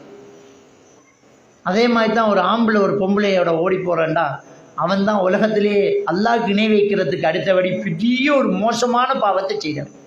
பெரும்பாவங்கள் அப்படி தானே சொல்லுது. 7 பெரும்பாவத்தில் அல்லாஹ்க்கு இணை வைக்கிறது. அடுத்தது என்ன வருது? சூனியம், பெற்றோர்களை நோவினை செய்தல். கண்டிப்பாக இது பெற்றோர்களை நோவினை செய்தல். அவன் மனசு பற்றி எரிஞ்சிடும், நொந்து விரிஞ்சிடும். அவ்வளோ வளர்த்த பிள்ளை, அந்த பிள்ளைக்கு நான் என்ன குறை வச்சேன்? தூக்கி எறிஞ்சிட்டு ஓடிட்டாளே. ஏன் அவசரப்படணும்? நமக்கென்று எழுதினது தான் நமக்கு. நாம் தலைகீழாக நின்றாலும் இல்லாதது கிடைக்கவும் மாட்டா, கிடைக்கிறது நழுவையும் மாட்டார். விதியை அப்படித்தானே நம்பியிருக்கிறோம். எப்படி விதியை நம்புகிறோம்? ஒரு மரத்தில் இருக்கிற இலை கூட அல்லாட நாட்டம் இல்லாமல் கீழே விழாதுன்னு தானே விதியை நம்புகிறோம். மகன் சாகணும் என்று விஷம் குடிக்கிறவன் தப்புறான், வாழணும் என்று மருந்து குடிக்கிறவன் சாகுறான். இதுதான் விதி. நமக்கு எழுதினது தான் கிடைக்கும். அவசரப்பட்டு ஹராமாக எடுத்துடக்கூடாது. அது பாட்டுக்கு நடக்கும். நம்ம படிக்கிற வேலை மட்டும்தான் பார்க்கணும். எதிர்பால் கவர்ச்சிக்குள்ளே மட்டும் கையை வச்சிடாது. ஹராம் என்றால் ஹராம்.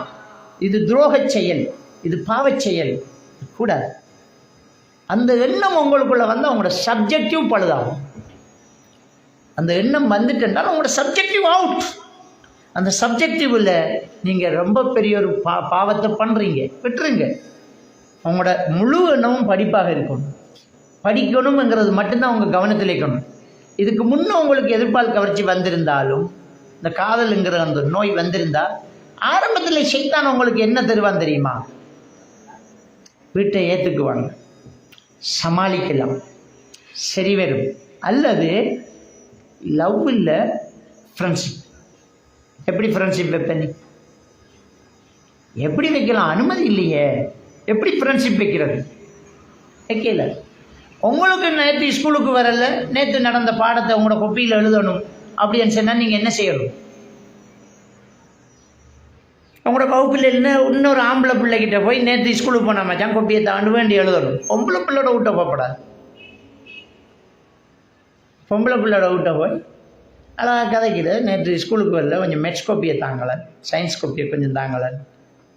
அங்கே கேட்பாங்க, உங்களோட ஆம்பளை பிள்ளைகிட்ட வேண்டிய அவனோட எழுத்து சரியில்லை மேடம், உங்களோட எழுத்து நல்லா இருக்கும், கொஞ்சம் தாங்கலைன்னுட்டு வேண்டி போய் தருவாங்க. மரம் 100 தாள் கோப்பி 101 தாள் கோப்பியாக தான் திரும்பி வரும். ஒரு தாள் முளைச்சிருமாங்க. ஒரு தாள் முளைச்சா உங்களுக்கு ஒரு கால் முளைக்கும், மரம் உங்கள் பாப்பாவுக்கு ஒரு வால் முளைக்கும். அவங்க அந்த வேலையை பார்க்கட்டும். ஆம்பளை பிள்ளைகளோட இருக்கும், பொம்பளை பிள்ளைகள் இருக்கணும். இந்த கேட்டுக்கதார் ஒன்று செய்கிறது, பார்ட்டி வைக்கிறது, எக்ஸாம் ஓ லெவல் எழுதிட்டோம், ஓ லெவல் எழுதின பிள்ளைகள் இல்லை, ஒரு இடத்த சாப்பாடு தேவை. நீங்கள் உங்களோட வீட்டை இருந்து அல்லாக்கு சுக்குர் செய்யுங்க, அல்லாக்கிட்ட துவா கேளுங்க.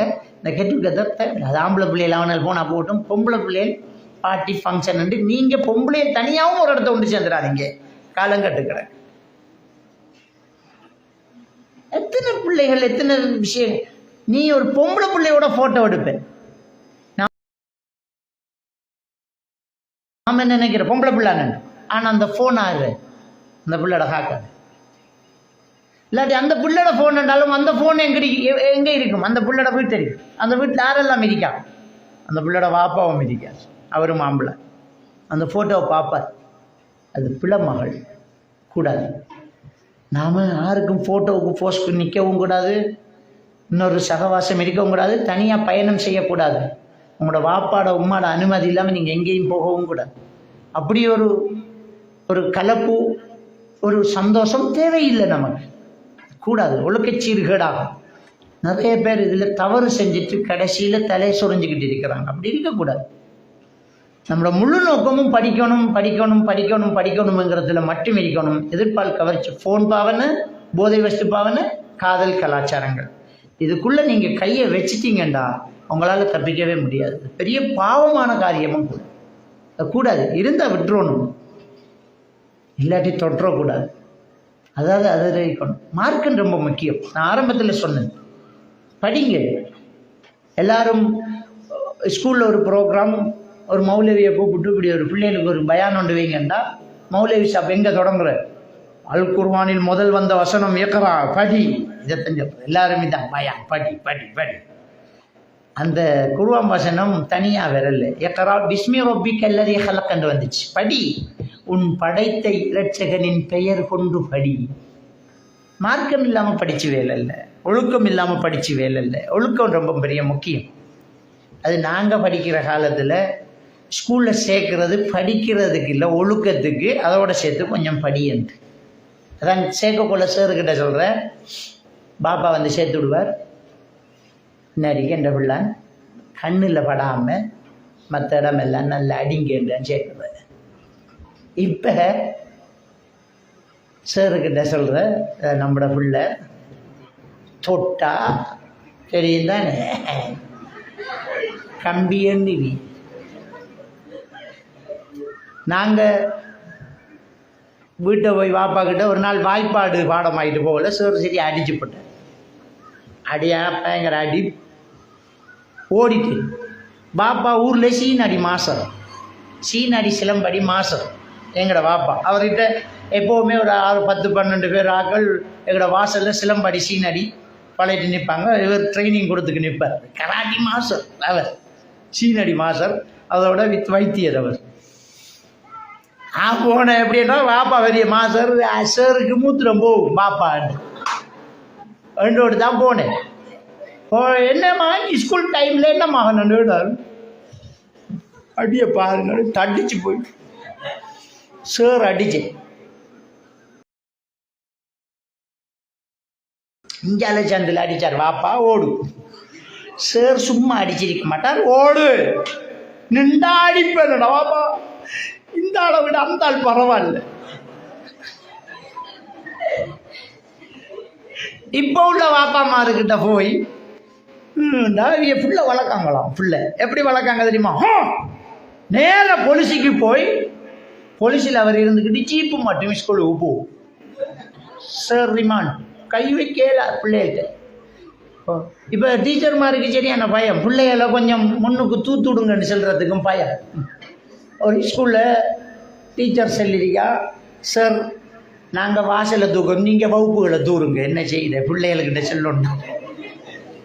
நாங்கள் வெளியால் ஈக்கு வர கட்டை பிடிச்சி வாசலில் தூக்கம், நீங்கள் உள்ளுக்கு வகுப்புகளை தூத்துடுங்க. இது ஸ்கூல் நிலைமை. ஒரு ஸ்கூலில் ஏன்னா பிள்ளைகிட்ட அப்படி சொல்கிறேன், உள்ள போய் செல்லும் போலீஸில் எங்களை கொலிச்சு வேலை வாங்குறாங்க. அப்போ ஒழுக்கத்தை சொல்லி கொடுக்குறா. ஒரு ஆசிரியரை கண்டா, நாங்கள்லாம் ரோட்டில் அப்படி விளையாடிக்கும் போது சார் வாராமண்டா சார். இப்போ சார் சைக்கிள் அடிக்க சார் என்ன எங்களை பக்கம் என்ன ஃபுல் சீனி ஆக்கிமா ஒன்று தாய்ச்சிக்கோண்ணா சார்மா இருக்கு. ஒழுக்கம் அப்படித்தான் நாம படிச்சிருக்கோம். பெரியவர்களை மரியாதை செய்யாதவனும் சிறியவர்களிடம் இரக்கம் காட்டாதவனும் என்னை சார்ந்தவர் அல்ல என்று ரசூலுல்லாஹி ஸல்லல்லாஹு அலைஹி வஸல்லம் சொன்னார். நம்முடைய ஆசிரியர்களுக்கு ஒரு மரியாதை வைக்கணும், ஆசிரியர்களுக்கு ஒரு கௌரவத்தை கொடுக்கணும், ஒழுக்கம் நாம் படிக்கணும், தரக்குறைவாக நடந்துடக்கூடாது. நம்முடைய ஆசைகள் ஷைத்தானியத்தான தூக்கி எறிஞ்சு விட்டு படிக்கிறது மட்டும்தான் நம்முடைய விஷயமா இருக்கணும். நம்ம கழுத்தில் ஒரு மாலை போட்டிக்கமெண்டா அழகான ஒரு தங்கம் என்ன, ஆனால் அது கழுத்தில் ஒரு மாலையாக வந்து உட்கார்றதுக்கு, கழுத்திலேயே அது தொங்குறதுக்கு முன்னாடி அது சூடேற்றப்பட்டிருக்குது, நெருக்கப்பட்டிருக்குது, நசுக்கப்பட்டிருக்குது, அடிக்கப்பட்டிருக்குது, உருக்கப்பட்டிருக்குது. பல வலிகளை தாங்கி தான் அது அப்படியே ஜொலிக்குது. நாங்கள் ஒரு நல்ல பிரஜையாக இருக்கணும் என்றால் சில கஷ்டங்களை தாண்டித்தான் ஆகணும், தாங்கித்தான் ஆகணும். அப்படியே நோகாமல் இருந்துக்கிட்டு பெரிய ஆளாக இருக்கணும் என்று கனவு காணாதீங்க. அது கற்பனை, அது நடக்காது. இன்னமா உஸ்ரி யூஸ்ரா, கஷ்டத்தோடு தான் லேஸ் இருக்குது. ரொம்ப பெரிய விஷயம் ஒழுக்கம். அந்த ஒழுக்கத்துக்கு இடைஞ்சலாக இருக்கிறது இந்த காதல் கலாச்சாரம். அது எதிர்பால் கவர்ச்சி தானாக வருது, சின்ன பிள்ளைகள்கிட்டையும் வருது. ஒரு நாளும் அதுக்கு காரணம் படம் பார்க்குறது, நாடகம் பார்க்குறதும், ஃபோன் பார்க்குறதும், டிவி பார்க்குறதும் தான். அங்கேருந்தான் அது வருது. அந்த எண்ணங்கள் அந்த ஆசைகள் வந்துடக்கூடாது. அது வந்துட்டேன்டா அதை ஆசையை விட்டக்கூடாது. எனக்கு என்னென்னா வகுப்பில் ஒரு பிள்ளை 15 வயசில் லவ் பண்ணிக்கிட்டு ஓடி போய் வாப்பா பிடிச்சிக்கிட்டு எனக்கிட்ட அங்கே கொண்டு வந்து அக்கரைப்பத்துக்கு இப்படி இந்த வயசில் இன்னும் ஓ லெவல் எழுதலை இன்னும் பெய்த்தாள் அசரத்தன்று கூட்டிக்கு வந்தான். எப்படி மாண்டு கேட்டதுக்கு வகுப்பில் எல்லாருக்கும் ஆளுக்கு ஒரு பாய் ஃப்ரெண்ட் இருக்கான், எனக்கு மட்டும் இல்லைன்னு கிண்டல் பண்ணாங்க. அதான் நான் ஒன்று எடுத்தேன்.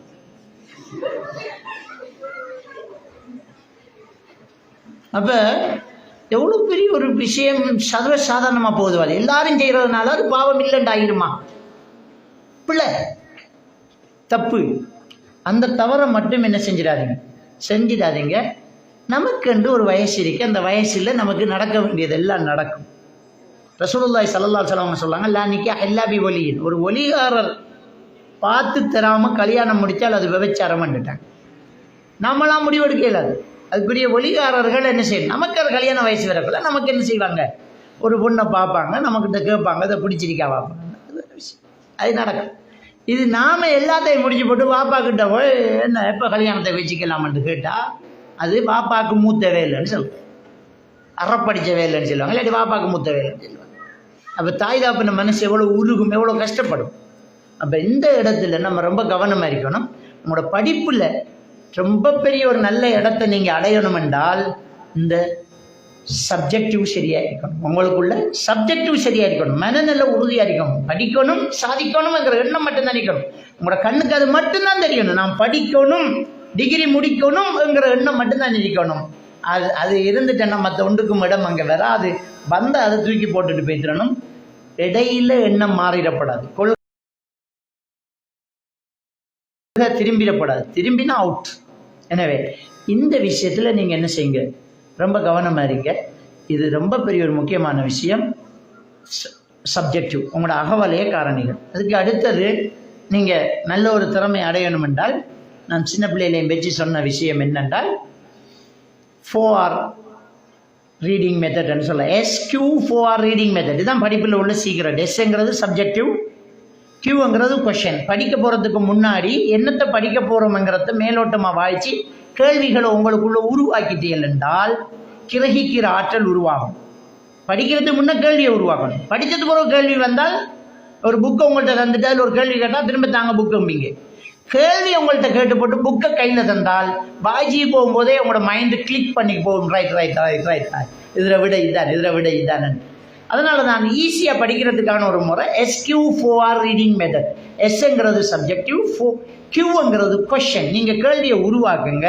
4Rங்கிறது ரீட், ரிசைட், ரிலேட்டிவ், ரிவ்யூ.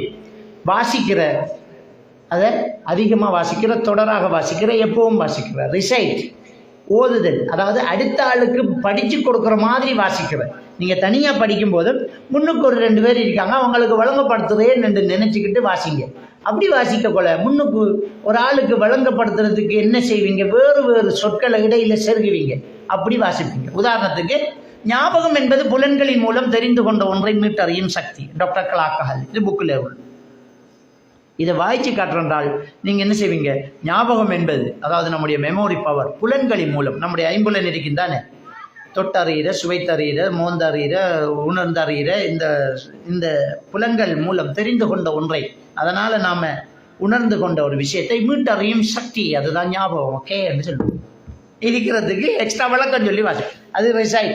அடுத்தது ரிலேட்டிவ்ங்கிறது பொருத்தி பார்க்குறது. இப்போ ஓ லெவல் படிக்கிறது, நீங்கள் ஆவர்த்தன அட்டவணையை பாடமாக்குறதுக்கு ரிலேட்டிவை பயன்படுத்துவீங்க.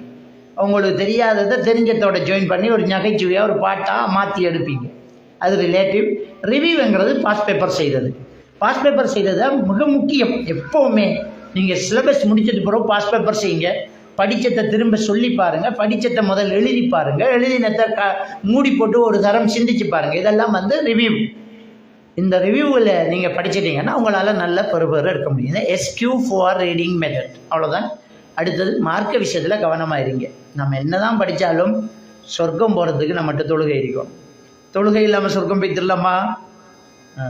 கபூரில் கேள்வி, டிகிரி முடிச்சியா, PhD முடிச்சியான்னு கேட்குறா. அதான் குர்ஆன் ஓதுனியா, மார்க்கப்படி நடந்தையா, தொழுகையா, இதானே கேட்குறப்பறம்.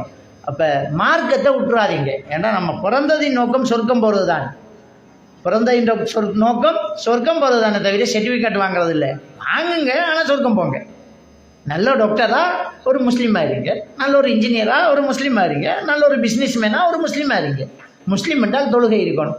எனவே நல்ல மார்க்க விஷயங்கள் நம்மகிட்ட எப்போவுமே இருக்கணும், அதை விட்டு கொடுக்கக்கூடாது. எல்லாம் வல்ல அல்லாஹ் சுப்ஹானஹு வ தஆலா நம் அனைவரையும் ஈமானோடு வாழ வைத்து ஈமானோடு மரணிக்க செய்வானாக. வாஹிரு தஅவானா அல்ஹம்துலில்லாஹி ரப்பில் ஆலமீன்.